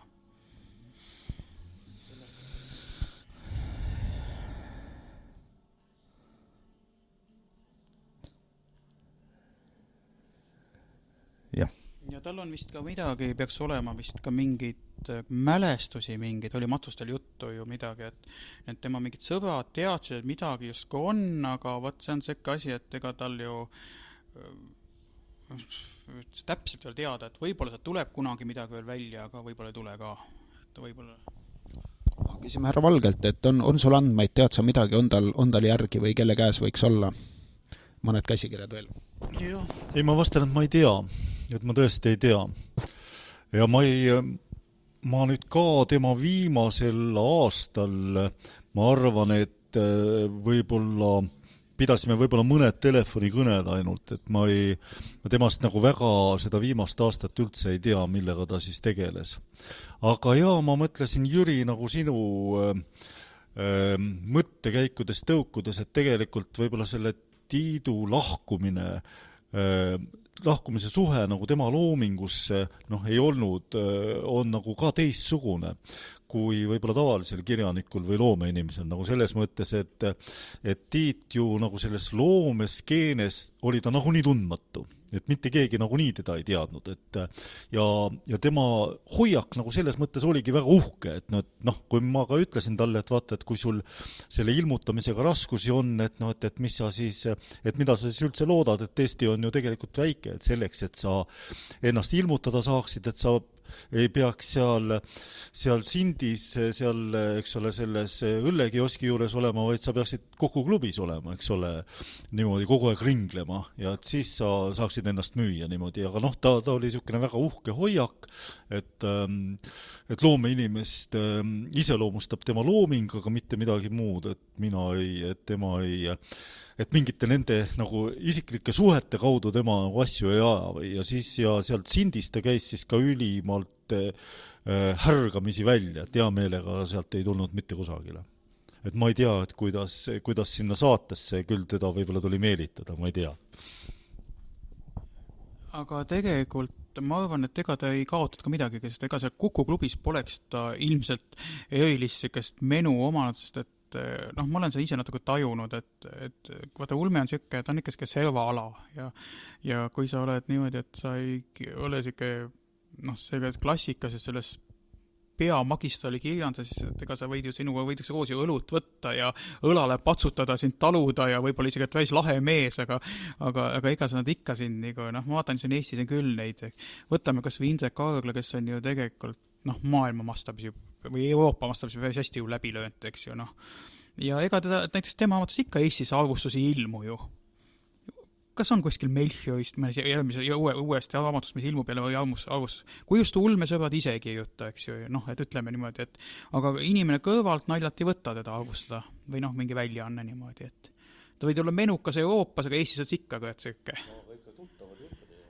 Tuttavad teevad ja eks seda Taulapid ka oli, eks ju, on ju loomingust arvustatud ja ajalehtes vist ja mina olen ise kirjutanud ju Postimesse, Ulvi kirjutas loomingusse ja niimoodi, et ega ta oli ikkagi nagu kaetud, eks ju, nendega, mitte just nii palju, et ütleme niimoodi, kui Mihkel Mutil ilmub ilmselt juba rohkem, eks ju, arvustusi, aga ei saa öelda, et ta päris nüüd oleks tundmatu ja tegelikult nüüd hiljutigi mul Facebookist tuli üks inimene sõbraks, just mille põhjal ta oli lugenud ühte mu Taulapi arvustust ja talle meeldis mingi mõttekäik, mis ma saan öelda, üldse mingi Taulapiga seotud, aga teid selle peal võiks mu sõbraks tulla küll. Nii et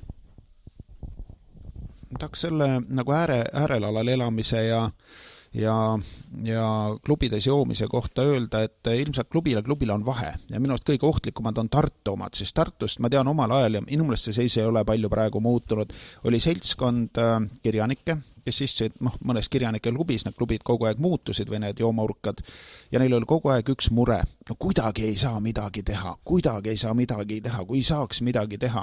Siis tuli järgmine võim, Eesti Vabariik, joomingud jätkusid, jutt oli ikka täpselt seesama, kuidas kõik on sead ja värdjad, neil ei lasta mitte midagi teha. Lõpuks on Euroopa Liit käes, juuaks juba 16. kõrtsis, osa on ära surnud, osa on asemele tulnud, aga jutt on sama ja ma ei näe tegusid, ma ei näe neid raamatuid kuskil.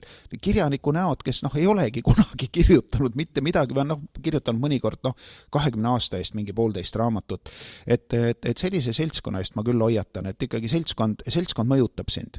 Ja kui sind tunnustatakse selle eest, et sa ei ole mitte midagi teinud, siis on väga libe tee. Aga ole hea, Jaak. Nüüd ma loen siis eksprompt lugu, mille Jüri mulle kätte näitas, mida ma ei ole lugenud, aga selle pealkiri on Viimane kõrvalepõige, jutustus, kus peategelane astub rongist maha ja läheb võõrastamaja otsima. Palju kiidetud võõrastamaja osutus noaaegseks trahteri lobutikuks, mille ust oli prõmminud vist juba Rooma legionärid, kuid tema hämarast saalist õhkus meeldivat jahedust. Saal ise tundus väljast tulijale lausa pime. Sukeldusin mõnuga sellesse pimedusse. Mõne hetke pärast, kui silmad pisut harjuma hakkasid, märkasin vastasseinas massiivset letti ja selle taga peremehe tüsedat kogu, millegi kallal nõidumas. Tervitasin ja seadsin sammud tema poole. Tere päevast, härra! Vastas leti tagant kärisev madal hääl, mis meenutas sopajoodikust bassilauljat. Rohkem ei olnud ruumis kedagi. Saan ma siin öömaja, küsisin leti äärte seisma jäädes. Öö on alles kaugel, venitas peremees mornilt, katkestamata hetkeski oma nõidumist, mis osutus lapiga klaasi nühkimiseks. Kaugel, aga ma ei usu, et ta tulemata jääb, sõnasin teravamalt, kui olin kavatsenud. Kas selle tüübi arust võis öömaja küsida alles õhtu hämarikus?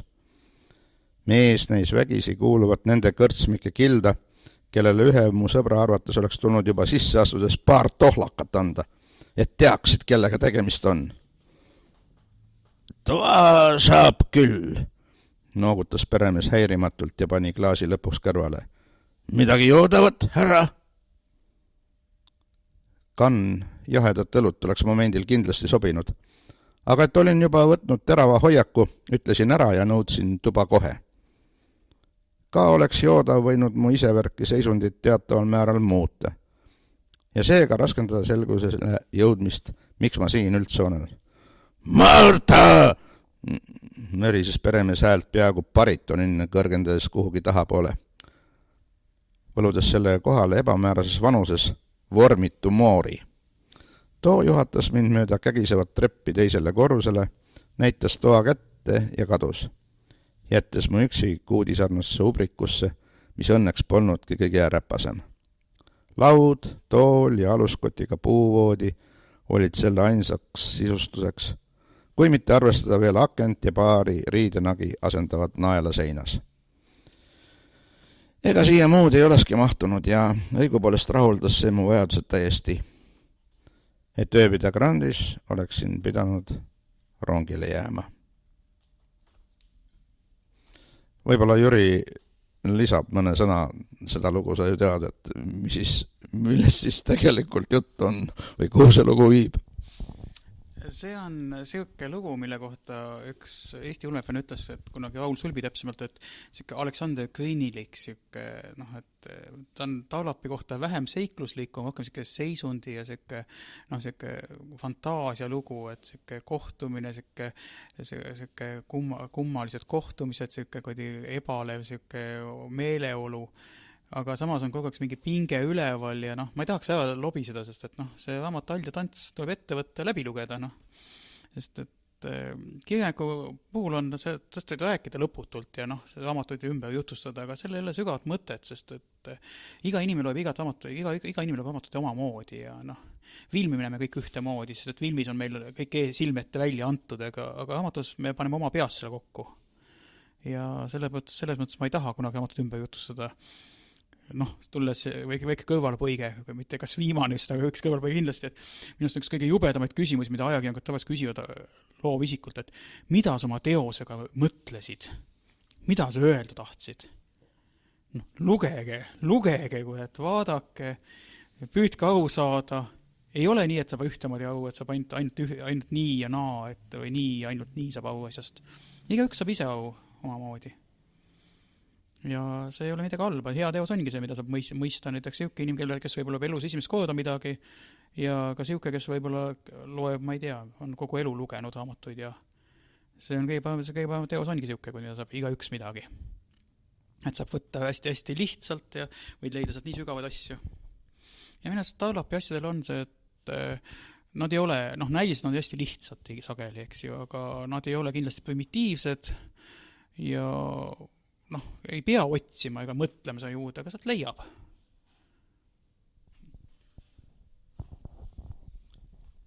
Et minu jaoks tekkis juba selle katkendi ette lugemisel mingisugune pinge sisse. Ma mõtlesin, et ma pean nüüd võtma kätte ja selle jälle läbi lugema, et ma ei... Ei, lihtsalt, et see on see sama lugu, et niisugune lolli ajakirjaniku küsimuseks, et mis siis juhtub, et tegelikult peaks lugema ja muud mitte midagi. Et lähen koju, raamatut kotis ja siis võtan öösel ette, mis mul muud üle jääb. Üldiselt on ju teada, et kirjanduse mahitamine, eriti selliste kirjanduse äärealude nagu luule ja ulme mahitamine konventsionaalsete vahenditega ei ole siiamaani andnud väga suuri tulemusi, aga meil on seekord saates seadusandjate esindaja, riigikogulane härra Valge, et ma tean, et Riigikogus on palju selliseid igasuguseid survegruppe, kes siis ajavad seal Lähis-Ida või Kaug-Ida asju või mida iganes, et kas ei oleks võimalik Riigikogus luua selline ulmekirjanduse ärakeelamise ja ulmekirjanduse eest karistamise nagu töögrupp või kuidas te neid seal nimetate. Et ärakeelamine ikkagi on selline, esiteks võtab vähem ressurssi ja teiseks annab parema tulemuse. Me teame ju praegu, kes Alex Jonesi ärakeelamise järel on temast saanud vähemalt minu jaoks ja veel võib-olla 6-5 miljoni inimese jaoks telestaar number 1, et võib-olla saaks mingisuguse väga ränkade sanktsioonidega ikkagi selle tarlapi kuidagi maailma tasemele. Jaa, ma arvan, see on kindlasti päris hea mõte. Aga sellepärast, et ärakeelamine äratab ju rohkem tähelepanu, eks, ja teiseks, et kui looks nüüd ulmekirjanduse toetusgrupi, et siis peaks sellesse süvenema ja mõtlema, kuidas seda teha ja nii edasi, aga kui ärakeelamise toetusgrupp, siis siin on ju kõik lihtne. Siin ei ole ju mitte midagi lihtsalt, et tuleb pinda käia, et kogu taoline kirjandus keelata ja kogu lugu. Et jah, et mõte on igati kaalumist väärt, et kui nüüd õnnestuks võib-olla et kui nüüd tuleks koalitsioon, kus osapoolteks oleksid kindlasti ka siis sotsiaaldemokraadid ja reformierakondlased, kes siis tõenäoliselt sooviksid vihakõnet keelata, et siis ma usun, et ka neid Tarlapi raamatutest ka osasid mõttekäike saab siis vihakõneks kvalifitseerida või võib-olla selle käigu, kuidas öelda, nagu poliitilise trendi sellises voolusängis väga hästi sobiks. Et tuleb lihtsalt õigel ajal meeles pidada. Ja ega ei saa ju kohe kogu kirjandust ja üldse lugemist ära keelata, tuleb keelata sellist väiksest tühisest sektsioonist, millest kellelgi eriti teadmisega kahju ei ole. Et ma pöördun nüüd Jüri kui eksperdi poole, et kas sina võiksid olla ulmekirjanduse ärakeelajatele kuidagi abiks ja anda siin mõningad näpunäited, miks see tuleks ära keelata, kuidas seda tuleks ära keelata, millest tuleks alustada ja miks teisi võimalusi üldse ei ole? Kuna mina on ise ulmehuviline, siis järelikult on see kollabantlik tegevus ja siis tuleb alati alustada sellest summadest, et mis minu tasu on, minu osa sellest on. Et iga selle kvistlinglus ja sellel tuleb alati alustada kõigepealt sellest, et mis ma saan sellest. Aga tegelikult, kui te rääkida, siis Tarlapil on isegi ühes jutus, ma tegelikult otsisin selle kohta ja ma liinud ülesse, ma ei tahtnud seda lasta ette lugeda. Tal on selles koos öeldud, et kuidas ükski valitsus pole kunagi inimeste poole näoga, vaid selle teise keha osaga. et tal on siuke, ja see on tal tegelikult hästi tema siuke manifestatsioone, sest et ta kogu aeg on ju seda ikkagi seda üksikisiku vabadust ja õhunud ja seda, et tegelikult poliitikud saab ainult halba. Ja et poliitikud, ärimehed ja see, see on natuke, mõni ütleb selle kohta, et see on natuke siuke lapsik, aga teistpidi võttes, eks ju, oma kibe tõde on sees olemas alati, et me ju teame kõik, et tipp-poliitikud, tipp-ärimehed, neil on psühhopaatid ja käitumismuster, eks ju, et ega pole vahet, kas Sari Mõõvar või tipp-ärimees, et üldiselt nendel see maailmapilt on samasugune. See veendumus enda ilmeksimatuses ja erilisuses ja selles mõttes, et ei ole see kuidagi lapsik lähenemine Tarlapil. Ja ta tegelikult unustaks tihti ka ära see, et kirjanduses autor ju, see on tema oma mõttemaailm ka kindlasti, aga seda juttu räägib tema teost, tema tegelased, mitte ta ise. See ei ole autori tekstis, see on tegelaste jutus. Ja kui seda räägib küüniline pettunud palgasõdur, et ükski valitsus pole inimeste poole näoga, siis eks ju see on täiesti legaalne jutt, sest et seesama mees seal on kõigis sõdades on ta maha kantud esimesena. See jutus. Ma arvan, et selliseid lurjustest valitsusi kirjeldada, Tarlapil ei olnud ju väga keeruline. Ta oli elanud pikalt Nõukogude võimu all, kauem kui mina arvan, et minulgi sai juba suhteliselt kiiresti siiber, aga tema viidi veel kuskile, ma ei tea, kuhu radioaktiivseid jäätmeid kühveldama, mis oli ikkagi kaunikesti jõhker. Kaunikesti jõhker, kujuta ette ennast selles olukorras. Mäletan seda aega ja mul pääst tagant tüübid rääkisid, kus nad ikka läbi õunaaedade põgenesid, kui värbad tulid või need ära viijad, eks ju, et seda ikka vabati umbes enam loomakarja aeti taga mööda Tartu linna. Ma olin Tartus, siis elasin, ma olin tudeng, mul oli see, ei olnud seda ohtu, eks ju, aga oleks nüüd ka vabalt mind saata sinna. Sest 86, et nagu öeldi, et üks pauk käis, aga radiaator lendest Rootsini välja. Mulle tundub, et see Tiitki sattus sinna niimoodi, et ta läks poodi oma kodust vaikselt ja siis võeti ta kinni ja pandi autosse ja pidi minema Tšernobõli, et selles mõttes tal oli omalgi selline kogemus olemas, nii nagu see tegelikult toimus. Et ta ju põhimõtteliselt hoidus ikkagi sellest sõjaväest ja kõigest sellest natukene ikkagi kõrvale, et oli oma, et oli ja sest ega see oligi siuke, sest nad ju seal viidi sinna kuhugi Väiu jõe ju kokku, seal oli see mingi see telklaager, kus nad seal olid, kus nad seal ootasid siis seda minekut, eks, ja ma mäletan see Tiidu selles mingis see Tšernobõli mälestuses on see kirjas seal, kuidas nad ikkagi, et seal tükkaga molutasid ja see selles mõttes, et eks Nõukogude Liit muidugi oli eriti siuke võigas ja aga siin eks nad hiljem ka, ega see kauboikapitalism või see 9. hullud 90 või metsikud 90, aga siin ka kindlasti see andis ka materjali. Jaa, et veel toonitan korra üle, et üks selline temale väga iseloomulik joon on just sama eliidi vastasus ja et loomulikult oli see siis kommunistliku nomenklatuuri vastasus, aga ma mäletan, et sellel 80-ndatel või et siis, kui veel Nõukogude Liit ei olnud kokku varisemas, et siis Tiit rääkis ka oma vanaisast, kes oli olnud kommunist, päris kommunist. Et selles mõttes, et mitte kommunistliku nomenklatuuri esindaja, vaid aateline kommunist ja Tiit siis temast pidas lugu. Aga oli siis üks periood, ma oletan, et et ütleme, et 3-5 aastat, et kus ta siis ei olnud eliidi vastane ja see võis olla siis 80-ndate aastate lõpp ja 90-ndate aastate alguses, et siis kui see aga niipea kui hakkas see kauboi kapitalism pihta ja siis see uue eliidi kujunemine, et siis tuli tema vana identiteet jälle tagasi. Aga kas me saame praegu sinu käest, Jaak, sellise mitte küll 100% nõusoleku, aga ütleme sellise lause kätte, et ma lähen Riigikokku ja ma räägin oma mõttekaaslastega, et see ulmekirjandus ikkagi on see, mille taha Eesti majanduskasv on jäänud pidama, et inimesed mõtlevad mingisugused abstraktseid, kosmilisi ja eetilisi mõtteid selle asemel, et anda ennast 200% ehitada üles globaalset analkapitalismi. et noh, ega sa ei pea tegema, sa pead ainult ütlema. Ega raadios ükski poliitik ei tee midagi muud, kui räägib, et kuidas sa nüüd poliitikuna rabeleksid ennast välja, et sa näed, et siin on survegrupp, kohalikud intellektuaalid mitmest provintsist vaatavad ootavalt sinu otsa. Mida sa teed nüüd?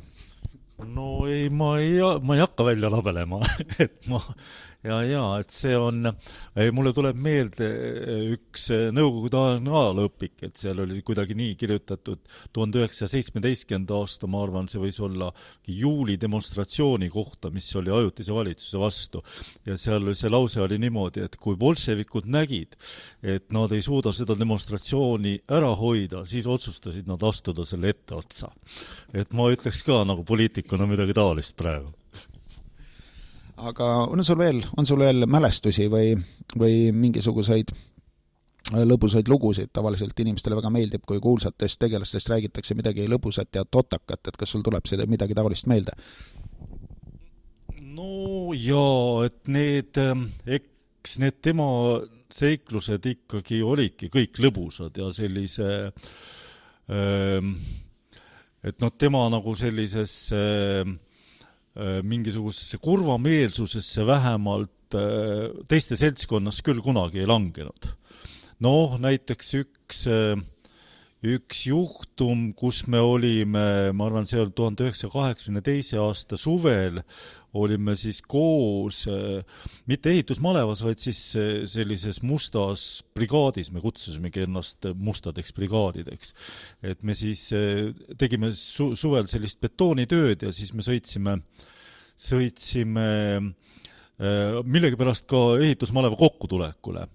Ja noh, et eks siis see sinna sõit läks juba, ega seal ei olnud mitte vähe seda alkoholi seal sellises autokastis siis toona. Ja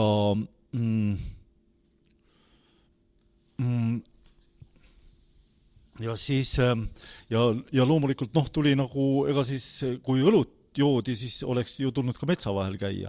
Aga siis, aga meie siis kaine autojuht oli sellest juba suhteliselt tüdinenud, sellest pidevatest nagu peatustest ja siis tuli siis, et Tiit pidi siis ka nagu seal selles autokasti ääre pealt siis oma neid vajadusi siis rahuldama. Aga ja siis millegipärast hakkas meile järele sõitma üks niisugune must Volga, et kes siis mingil hetkel siis keeras meile ette ja teatas, et me nüüd, et kes me nüüd sellised siis oleme, et ja kuhu me siis sõidame, said aru, et me sõidame siis kokkutulekule ja ütlesid, et no, et kui nad veel meid seal siis näevad, et siis meid visatakse kohe kõiki ülikoolist välja. Noh, me loomulikult siis sõitsime, hiilisime sinna kokkutulekule ikkagi kohale ja jätsime auto kusagile põõsasse ja siis sinna Intsikurmusse, noh, endasse minnes siis ma arvan, et kaks meist, ma arvan, et meil oli 7 meest või, et 2 meist kaasa arvatud ka Tiit siis kohe konvoeeriti 5 kilo või niimoodi, et Tiit viidi 5 kilomeetrit sõidutati nagu sellest Intsikurmust kaugemale, et ta pidi sinna jala tagasi tulema ja siis, ja teine mees viidi siis kainestusmajja ja hommikul, kui me tilkusime sealt kõik oma sinna auto juurde suhteliselt nagu sellises raskes olekus, ja istusime seal lõkke ääres, vaatasime, et mida siis kusagilt nagu süüa saada, et siis ja arutasime, et kes veel kusagilt nagu tulemata on, et siis Tiit ütles, et jah, meil oli üks mees, kelle nimi oli Koll, et ütles, et Koll on vist veel kainestusmajas tulemata, aga nüüd kõik ülejäänud on kohal. Ja siis noh, et see lõi jälle sellise mõnusa optimistliku meeleolu. Mida rõõm kuulata oli, sellepärast, et Nõukogude võim oli mingil hetkel ikkagi muutunud nii inimsõbralikuks, et küüditas kodanikke ainult 5 kilomeetri kaugusele ja arvas, et sellest piisab. Et ei olnud hullu midagi, võis elada. On Jüri käest veel küsida, et oskad sina ka rääkida midagi lõbusat? No, mina olen Tiiduga vähem kokku puutunud kui Jaak kindlasti. Aga siin kunagi enne räägitasin sellest laulmisest ja mina kuulsin Tiidu laulmist esimest korda niimoodi, et see ka seoses Euega, et mul üks tuttav oli selline ulbesõber ja kes sai ka vana mingi Eue hai ja siis kui ma ütlesin ükskord jutu sellest Tiit Taalapi käsikirja loen, ütles, et taulab ja siis tal tuli kohe meelde, et oi jaa, Eue, et siuke vend on Eue häälealadel liikunud ja laulab kitarriga, et hästi, siis mina ei teadnud, et Tiit laulab, eks, ja ma ei Tiidu kunagi siis kohtunud veel. Et see tuli, et kuskilt, et näed, hoopis mingi teine tuntusmehele ka veel juues, et ja siis, aga niimoodi mingid eraldi lugusid, noh, tõttelda ei oska öelda, sest et ma ei ole teda inimesena nii põhjalikult tundnud, me oleme suhelnud ainult kirjanduspinnale. Aga ega ma ei jäta kirjanduse programmeerimise mõtetega, et me peame nüüd filmi inimestele ikkagi üritama ajudesse keevitada mõned mõtted, ega nüüd raamatud ei loe. Ja kui loevad, ei saa millestki aru, et oskad sa neile nõu anda, et millised jutud või romaanid oleksid sellised, meil oleks filmi perspektiivi, et mida annaks rahaks vahetada, rahaks, mõistate? Oletame seda, et Eesti filmis on see raha niikuinii vähe, eks tegemise peal, noh, eks seda läheb sinna kuhugi mujale vasakule, aga noh, filmi endas ei paista seda raha välja. Et selles suhtes on Ald ja tants on väga nimilugu, see kogu nimilugu, valikogu nimilugu on väga hea. See tegevus toimub ju sükses, noh, mees sõidab paadiga jõel, nagu Eesti film juba, eks ju, et jääb magama ja siis satub kuhugi mingile jaanilõkke juurde või mis seal täpselt oli, me nii täpselt enam ei mäleta, aga noh, ja siis põhimõtteliselt väike kellega ajaränd ja nii edasi ja see on siuke, et saab esiteks siukest, noh, nagu siukest natuke siukest Eesti-aegset nostalgiat seal näidata, siuksed, noh, sonidega mehed ja siuksed mõnusad pudeliõlu ja noh, et siuke, ja tegelikult, noh, see oleks hästi siuke filmitav, ma kujutan isegi meie kehva siuke filmitööstuse juures ja neid on teisi veel tegelikult, Tiidul on seda tihti siuksed ju tegelikult maalähedased lood, eks ju. Ja sama see viimane kõrvalpõige on täpselt samuti üks romantilise kerge armastusloo ja siukse kerge ulmelise kallakuga. No, tegelikult saaks neid väga lihtsalt teha, sest et filmiks kui tahta ja aga noh, siis peaks mõnda käsikirjutam inimene, kes ka raamatu läbi loeks ennem ja soovitavalt, eks ju, ja siis kes saaks ka aru, et žeel on mingi tähendus filmi tegemisel, et ei ole ainult nii, et kaamera sõidab ja või tantsib langetõbiselt ringi või noh, et seal peaks olema ikkagi noh, lugu ise nagu tähes keskmes, aga noh, see on juba ise teema ja noh, ja seda ma olen sama mees, kes rääkis, et Eestis pole suuri narratiive, ma nägin kevadel teda Haapsalus rääkimas sellest, kus Eestis ei ole õuduskirjandust. Saalis istusid Indrek Kargla, Veiko Peelias, Jott Metsavana ja veel Mart Sander ja Eestis ei ole õuduskirjandust. 4 meest olid kohal ja neid ta kedagi maininud. Tema lugemusel laipaiga juurde pidama jäänud. Noh, et selles mõttes on muidugi see, kujutan ette, see on siuke sisüfoslik töö, et seda kivi tuleb ikka lükata kaua ja kõõgele, ja siis ka vist, et ma kujutan ette, et kui Tiit Allapi mõne kuskil väljamaalt tuntus, see on ikka see, et nagu kassile palde on ees seal välis, nagu ütles kunagi Vilde, eks ju. Et see on ikka siis ilmselt oleks kohe teine minek. Sest noh, nii see on kurb ja samas naljakas ja pidulik ja samas ikka väga kurb, et noh, et ma mõtlen seda, et kuidas seda välismaad tõrgendatakse meil, see peab olema ikka Ameerika ja Hollywood või mõni suur lääne kirjastus või annab kuidagi skeemitada, et tuttav poolakas annab välja või lätlane või see Läti vist ei okki, ma kaudan tänapäeval, et seal, et võib-olla eelmise presidendi ajal, kus tal lõpus seal naine oli lätlane, võib-olla siis oleks töötanud see asi, aga ma kaudan, et jah, aga no samas Ameerika ei vaja mingit tõlkekirjandust, nendel ei ole seda vaja, nad ei vaata subtiitritega filme ja nad ei loe tõlkekirjandamatuid, eks ju, nendel on, et selles mõttes on, noh, tundub, et see tegelikult üsna võimatu, aga noh, kunagi ei tea. Samas on nii, et see filmikunst on tänapäeval muidugi läinud järjest rohkem sellisel tasandile, et nagu muusikas, et tee ise kuskil magamistoas, eks filmi saab ka teha üsna põlve otsast tänapäeval juba. Aga vaata, filmikunst on kirjandusega selles kirjutatud valmis, noh, kohe ei ilmu, aga lõpuks ikkagi ilmub, eks ju, ja siis ta on ilmunud ja kätte saada kõigile. Aga filmiga on see, seda peab kõik kuskil näitama, sa võid ju teha laheda filmi valmis, ägeda filmi, aga kui televisioon või kino seda ei näita, noh, siis istudki selle otsas. See nüüd ei ole jutt ega midagi, meil on internet ja tegelikult on ju väga palju asju, mida internetis vaadatakse, sellised karvased, kes on ülikoolist välja visatud sel põhjusel, et nad on teotanud jumalat, öeldes, et inimesel on 2 sugu ainult või et no midagi taolist, et on loodusseadused ja et teatud rassid on teatud omadustega või mis iganes. Et sellised ketserid on ju oma intellektuaalses taakveebis täielikud rockstaarid. nende 4-tunniseid, noh, me teeme siin mingisuguseid 2-3-tunniseid saateid, meil on haledad tüübid, nende mingi 4-tunniste mammut nagu siukeste vestluste kõrval, mida vaadatakse staadionite kaupa, suured, Soomeski on käinud ju, kes need Petersonid ja kes iganes, mina neil vahet ei tee, ma olen korralik inimene, julge vaadatagi sellist asja. Aga ma tean, et meeletult vaadatakse sellist kraami, mis nagu sellise peavoolu nagu üldse ei mahu ja mis on ka enam-vähem põlve otsas tehtud või isegi kui ta ei ole põlve otsas tehtud, näeb ta nii välja, seal ei ole mingit eriefekti ja pole ju tarvis. Jah, aga siin tulebki see väike vahe sisse. Nemad elavad külluse ühiskonnas. Nendel on seal see, et tüüp võib-olla jätab nädalavahetusel kõtsi minemata ja teeb omal filmi valmis selle rahas, mis tal jääb siis ju maha joomata, eks ju. Aga meie inimesed peavad siin kuidagi kamba peale panema omal 3 aasta sissetuleku maha, et võib-olla magama, et see on see, ja siis on ka see publik tuleb ikkagi lõpuks sul mingi 100 inimest või 200 või 1000 paremal juhul, sest me ju siin alati on ju naevu koht, kui sa räägid välismaa mingi auto ja agentuuri esindajale võimalikult tõlkevamatu tiraaži, et tema räägib, et esimene tiraaž, et ei esimene ja viimane ja see ongi 300 eksemplari või 500 paremal juhul, 1000 ei tule kunagi.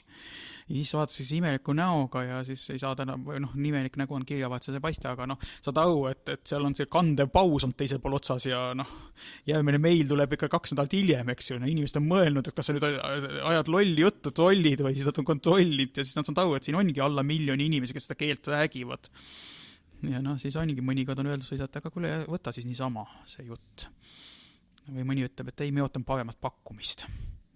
2 võimalust. Selles mõttes on see, et ma olen siuke, kuidas öelda nüüd, mul meeldib unistada, aga samas ma olen natuke pessimist ja küünik, eks ju, et kui vaatad siin, et kuidas on kas või lõppenud Indrek Aegla nagu ekraniseerimise plaanid või või kuidas nad kõik umbes ummuksisse jooksevad Indrek Aegla tehtavad asjad, eks ju, neid ei õnnestu nagu, siis Taulap, olgem ausad, on ikkagi mitu levelt tundmatum ja tasandit tundmatum auto ja tegelikult, et kui juba Indrek Aegla ei tule inimesele meelde, et on Eesti õuduskirjanik, siis eks ju, et mida sa eeldad siis, et Taulap tuleb kellelgi meelde või ta usub, et on siuke kirjanik olemas üldse.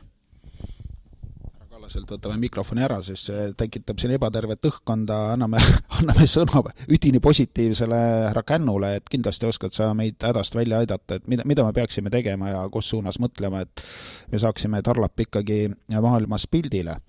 Et kuidas ta on meil olemas, juba see on suur ime, esiteks on meil andekas inimene olemas, sellised ei ole palju, see andekas inimene ma ei tea, näris ennast seal sindis läbi seinte ja kirjutas nagu suurepäraseid asju, sõbrad aitasid välja anda, ma ei tea, mida kõike, lõpuks tuli järgmine sõber, siis tuli juba kirjastus, see asi ikkagi kuidagi läks, et mis sa arvad, Jaak, kuidas edasi? Mina näen siin ainult 2 võimalust, et esiteks tuleb Rahvusringhäälingule pinda käia, et nüüd järjejutuna kindlasti ta tuleks nii lähemal ajal, võib-olla aasta pärast äkki me suudaksime ta sisse pressida ja siis kohe mitu juttu järjestaks ja mitu nädalat võiks kuulata. Ja teine võimalus on siis selles, et ikka luuletatul tuleb peale ajada, et nad kirjutaksid Tarlapi laadselt, hakkaksid kirjutama. Ega siin ei jää muud üle, kirjutame Tarlapi teemadel luuletusi ja promome teda miskit moodi ja avaldame teda, sest meil ju iga luuletaja või iga inimene, kes arvab, et ta luuletab, suudab välja anda oma raamatu millegi pärast miskit moodi, tõsi küll 100 või 200 eksemplari või 300 tühi temaga, kui palju seal siis on ja siis lööb rinna kummi, eks ma ise olen ka ju samasugune olnud ja miks siis mitte niimoodi teha, et aga me peaksime kirjutama siis Tarlapist, aga keegi peaks rahastama seda, ma olen isegi nõus rahastama natukene, tead. Mina praegu ei ole nõus rahastama, mul ei ole väga võimalik, aga ma ei tea, see kirjastamist ma olen vähemasti proovinud ja ma tean, kuidas see lõpeb. aga mõtlen seda, et võiks mõelda mingisuguseid realistlikke variante, et näiteks kutsuda üles progressiivset inimkonda panema oma tütardele nimeks Tarlap. See on selline hea sooneutraalne nimi. et noh, pane Tiits on niisugune teistpidi jälle seksistlik. Aga Tarlap, hea lapse nimi, sünnib poiss või tütar Tarlap nimeks. Ega see võtta tükki küljest ära, aga näitab, kui progressiivne sa oled. Lapsel kindlam tee pärast ülikooli ja pärast ülikooli vanadekodusse, et tuleb ju mõelda oma lapse tuleviku peale, tulevik on teadagi milline, niisugune triibuline. Et selline on minu ettepanek, igaüks võib omale osta lapse ja panna talle nimeks Tarlap. Ja ma arvan, et sellega me saaksime juba maailmas, põhiline on meedia tähelepanu. Kui meil on maailma meedia tähelepanu, Eesti film ei saa meedia tähelepanu, see on kindel, tee nii või teistpidi. Aga kui Eestis näiteks järsku, meil on ju lolle küll, et kui pooled nendeks paneksid oma lastele nimeks Tarlap, see müüks, selline idiootsus ei läheks maailma meedias nagu mööda. Ma kujutan ette, kus Alex Jones uluks 11 minutit või 9 minutit, nii nagu ta tegi Mare Tralla kallal, eks ole, et vaadake, mis need lollid oma Euroopas oma lastega teevad. Et härra Valge, kuidas teie toetate meie poliitikat? Jaa, ma toetan täiel rinnal, aga ma arvan, et kõik kahurid tuleb siis tulistama panna, mis võimalik on. Et kindlasti selline nimekampaania tuleks käima panna, see on selge. Aga mul oleks nüüd, järgmine ettepanek kohe globaalne läbimurre Aasia turule. Ja sellise järgmise metoodikaga. Et me peaksime kirjutama sellesse samasse Jaapani kirjastusse, mis oli Tarlapi Tšernobõli raamatu esmaavaldaja, eks ole? Nii. Ja pakkuma, et kas nad ei tahaks Tarlapilt, et kui see Tšernobõli raamat ju müüs päris hästi, et kas nad ei tahaks Tarlapilt järgmist teost. Nii. Ja loomulikult nad tahavad järgmist teost. Ja siis me saaksime selle kirjastuse nõusoleku esitada siis kulkasse, nagu me enne ju rääkisime seda, et kui eestlasel on ju kõige olulisem see, et välismaal oleks aktsepteeritud, eks ole. Sellega me saaksime kulkast tõlke stipendiumi jaapani keelde ja las käia. Mis kulka? Meil on ju katuserahad olemas. Riigikogulastel on katuserahad olemas. Kulka muidugi ka, aga miks mitte katuserahad? Aga kuidas selle Jaapani eduga oli? Et ma tean küll, et see Tšernobõli raamat tõlgiti jaapani keelde, aga kes nüüd oskab täpsustada seda, Jaak? No ma arvan, et see võis olla siiski vähemalt see esimene tiraaž suhteliselt väike, aga võib-olla tasuks see järele uurida, et kui palju seda nüüd müüdi.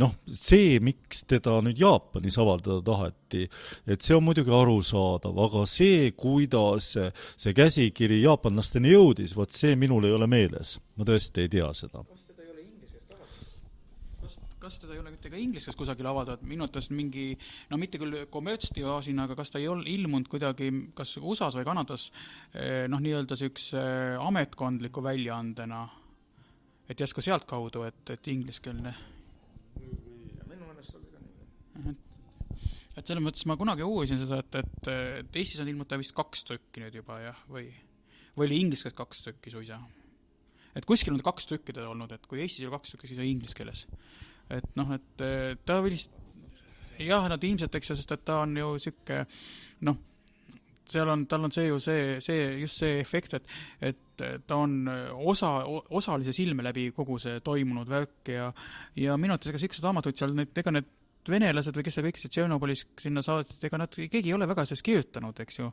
Nad ilmselt ei tahtnud ja võib-olla ja teine asi on see, et nad võib-olla võeti mingid allkirju ja meie ju lõõksime Nõukogude Liidu või selle allkirja sa võisid ju anda, aga see käsi enam siia ei ulatunud, eks ju. Meil tekkis ju vaba riik ja siin see tegelikult need salastuse reeglid enam ei kehtinud ju tegelikult.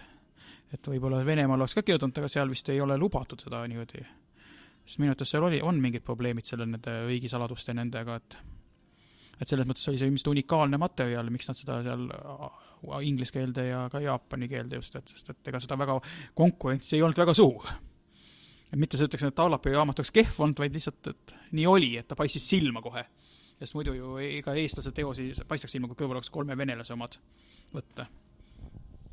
Siit me jõuame küll nüüd ühe päris mõistliku järelduseni, et kui sa oled kirjaoske inimene ja sa oled midagi läbi elanud, mis on ikkagi oluline ja unikaalne, et siis võta ennast kätte ja kirjuta see üles. Et mina tean küll väga palju inimesi, kelle elukäik on olnud nagu kaunis nagu siukene okkaline ja eriline ja ma ei tea, ma tean, et ühte praegu nendest, kes ikkagi seda üles kirjutab. Et võtke ennast kokku, et Tarlap on hea näide sellest, et tõesti, sa oled üks väheseid Eesti kirjanikke, kes on tõlgitud ka jaapani keelde ja inglise keelde, sa oled Sindist ja Eestis sind peaaegu mitte keegi ei tea, aga et sa oled võtnud õige asja ette ja selle korralikult nagu ära vormistanud, et see tõesti on asi, mis on tänuväärne töö, et oma elu ei pea nagu häbenema või pidama kuidagi väheväärtuslikuks või kõrvaliseks asjaks. Elu on väga tähtis asi. Elu on kõigil inimestel olemas ja kui sa leiad veel mingi nurga, mis seal elus nagu kuidagi nagu välja ulatub ja on teistest erinev, et see on nagu superluks. Ja ma ka haakuksin väga selle üleskutsega eriti ajaloolasena, sellepärast, et oma elu talletamine on ülimal määral oluline ka tuleviku ajaloolastele. Aga ma ütlen veel ühe sellise väga lihtsa triki, mis pärast seda tasub teha. Selle peale on väga lihtne tulla, aga võib-olla inimesed ilma mõtlemata ei tule. Et vaadake, et kui te annate oma lähikondlastele, oma sõpradele ja vaenlastele teada, et te olete parasjagu asunud oma mälestusi kirjutama, et siis ma usun, et te näete võluväel, kuidas nad muutuvad teie vastu sõbralikuks. Me oleme üldiselt Tarrapist palju ja soosivalt rääkinud, aga mina ei ole väga kursis tema kriitikaga, sest ma olen ühe artikli ise kirjutanud ja see oli ka pigem ülistav. Tahan siit Jüri käest küsida, et on sul meeles, näiteks ulmekirjanduse baas on ju selline koht, kus Eesti ulmekirjandust päris massiivselt nagu tutvustatakse ja arvustatakse, et kas seal on ka ikka sellist nagu pahatahtlikku või täiesti nagu arulagedat kriitikat olnud? Kas nüüd arulagedat, aga on kindlasti niisugust, mis on kriitiline olnud, eks ju, ja selles mõttes on see tihti diametraalselt üsna vastupidine või niimoodi, et näiteks üks mees, kes kiidab ühte raamatut, et mida teist jälle materdab ja siis mõni teine, kes kiidab just seda, mida teine materdas ja samas materdab seda, mida teine kiitis, et selles mõttes, et Tallapi kindlasti ei ole niisugust, tema kriitik ei ole 100% niisugune, et kõik on laulad Hosiannat tema iga teose järele, eks ju. Ja minu jaoks oli kunagi omal hästi müstiline, et ma ei tea, kas Kaur Kender oli igav või mis tal oli, iga tal mingi hetkel ta võttis kätte, kas Metoos luges kõik, mis ta võõgust Tallapi kohta kätte sai, luges läbi ja siis kirjutas, ja see umbes tema ongi selle ainuke kord, kus ta baasis enam midagi tegi seal. Kirjutas sinna arvustusi, ja seal on tegelikult, ma ei oska öelda, päris materdavat ei ole, aga ütleme niimoodi, et kui tal see esimene Viiking ilmus, siis osad tegelased kes leidsid, et see oli siis, nad olid kuulnud, et Tallap on äge, ja siis nemad olid niimoodi, võtsid ikka ette ja ütlesid, et ei, ikka siuke keskpärane, ikka ei ole nii, ja nad ei olnud nõus sellega, et Tallap on äge, ja eks seal osad taga oli ka see, et nemad olid osad neist ise kas kirjutajad ja toimetajad, ja siis nad nagu leidsid, et kõrvalt on tulnud mingi vend, keda nemad ei tea ja kes pole nagu nendega seotud, ja siis see alati Eesti kirjandus töötab see, et me kõike tunneme üksteist, eks ju, ja siis kui alati kuskil outsider, eks ju, kõrvalt, eks ju. Kas või kunagi ju, ma tean, kui ilmus Kati Muuta isikuromaan, ta oli siuke tädi metsast, eks ju, siis see oli see ka, et ta veel jutas veel teistest nendest, see oli mingi seks ja kõik need enam äratuntavat prototüübid, eks ju, siis ju see sai vist kas 20 arvustust Eesti meedias, see Eesti ajakirjanduses, see on nagu mingi siuke Guinessi rekord, eks ju, aga see kunagi keegi ütles hiljem üks ajakirjanduses, et tead, kui teda mutta taguda, et sa ei tunne ta, sa üle Kuku klubis pärast piinlikku hetke, et tuleb inimene vastu ja sa pead silmad maha lööma, eks ju, tundmatut tädi kusagilt, sa kütad sajaga, eks ju, pasunasse, eks ju, annad igast rauast, elad ennast välja, muidu ei saa seda teha, eks kõik tunnevad, et sul pärast anna seletusi, miks sa nii ütlesid ja siis on see Tallapiga natuke kindlasti ka sama efekt, et ta oli mees metsast, keegi polnud ta näinud, keegi polnud kuulnud, eks ju, kusagilt ta kindlasti oli natuke vanamoodsam, võib-olla noorema lugeja jaoks, eks ju, seda ikkagi teine põlvkond, eks ju, ja siis kindlasti mõni kriitilisem noot oli ilmselt ka selle pärast juba, et ei kuidagi sobitunud pilt ja siis samas teistpidi võttes ka et teie siin kiidate, kui et suured isakesed, eks ju, ma nüüd tulen ja nüüd ma ütlen, eks ju, või ja eks ütleme nii, et ega see kirjandusmaailm on siuke lasteaed, eks ju. See, mis toimub ikka ulmerahval enda vahel, see on karm kool. ma mäletan, et kunagi ma sattusin mingis mängufoorumisse, nagu, oli mingis põhjus, läksin sinna liikmeks ja ma oleks seal esimene nädal kohe siin oleks mulle seal saabast antud, et kuna et see, mis oli ulmeseltskonnas nagu tavaline suhtluslaad, seal oleks selle peast kohe välja visatud, sest seal oli ikka nii pehme värk, et ulmekriitika tegelikult on omakeskis üsna õel, aga mõnes mõttes meil on see suhtumine ka, et me ei ole sõbrad, et kui arvustatakse, siis ei ole sõbrad, et siis on see, et see viib nagu edasi mõnes mõttes, kuigi see annab teinekord teistpidi äärmust, eks ju, et läheb natuke liiga ühte nurka piksmiseks, eks ju, teinekord, aga teistpidi võttes ja ma ei saa öelda, et Tallapit oleks nagu väga materdatud. Tulles algse küsimuse juurde, et jah, kõike matvat vaimustust võib-olla pole olnud, aga samas on teda on loetud, teda on arvustatud ja see on tegelikult kõige parem, sest et olgu see, trükiajakirjandus on nii nagu on, eks ju, selle arvustamise suhtes, aga fännid lugesid ja on lugenud neid ikkagi järgemööda ja on tagantjärgi kas või üles leidnud ja et selles suhtes on see ikkagi väga, väga korralik. Et ma ei ütleks, et oleks niimoodi sikest mutta taotud või niimoodi nagu teinekord on see, et kus ikka täiesti ikka kõik ütlevad oigu halb või mäletate küll, kus Kender esimene romaan, see on nagu pool kohustuslik, et iga uus kirjand, kes tuli, et lugesin kogemata suvilas, leidsin Kenderi romaani, huvitavat suvilat, kus Kenderi romaanid vedelevad, eks ju, tundmatu autori isikromaan, eks ju, et leidsin Kenderi romaani, lugesin läbi, et nii kehvasti oskan ka mina kirjutasin ka raamatu, et sellises mõõdupuu, et sama kehvasti. Aga hakkame vaikselt otsi kommale võtma, inimesed vaatavad kella ja tahavad. Et härra Känd, et on teil veel soovi mõni, enne kui me lõpulaused ütleme, mõni ilus kirja kohta ette lugeda? Ma võin ju lugeda siin.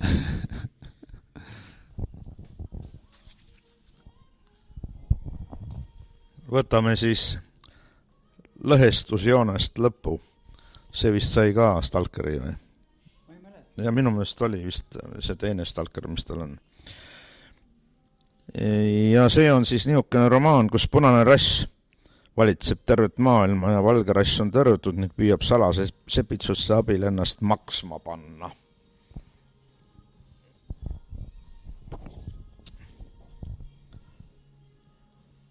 Nad ratsutasid mööda Ugandi künkakupleid lõuna poole, 50 sõdalast saates algaks ja Kivistu Kaaro taas nende vanemaks. Sakalat igaks juhuks veel välditi.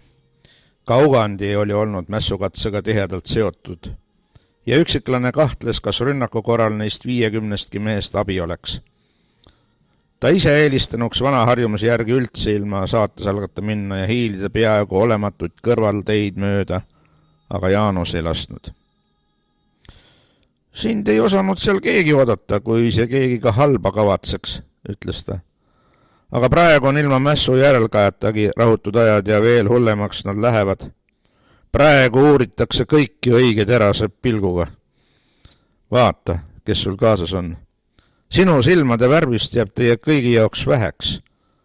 Juba talumehed võivad teid kusagil metsa vahel õnneks võtta. Tal oli muidugi õigus.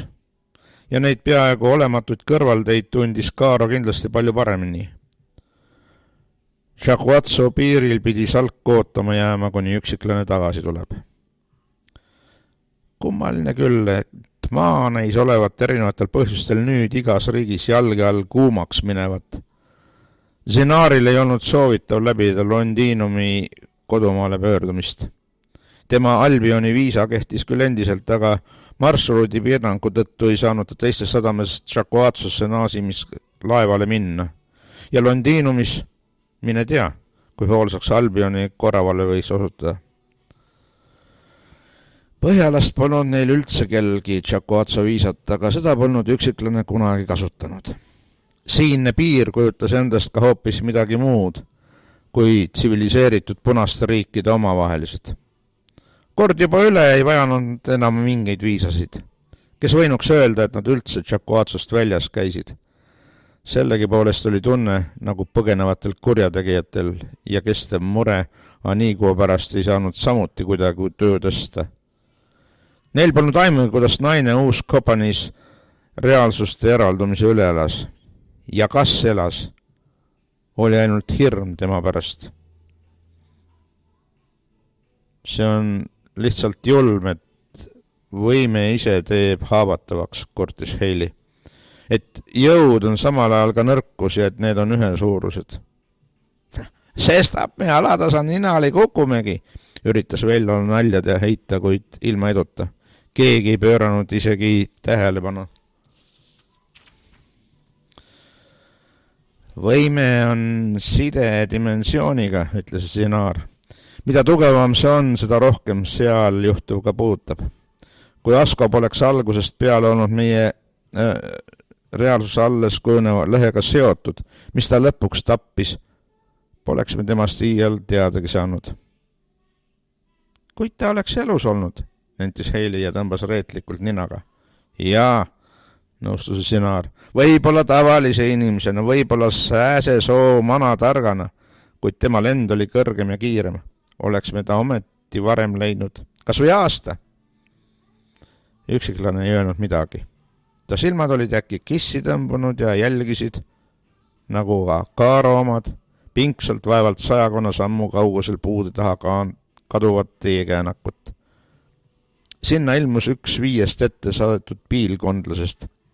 Galopp, millega ta lähenes, andis mõista, et tulekul oli põhjust. Kaaro tõstetud käsi peatas kogu salga. Eest liigub keegi vastu, kandis seda lane ette. Kuulmisi järgi tuleb palju. Nad ei liikunud enam edasi.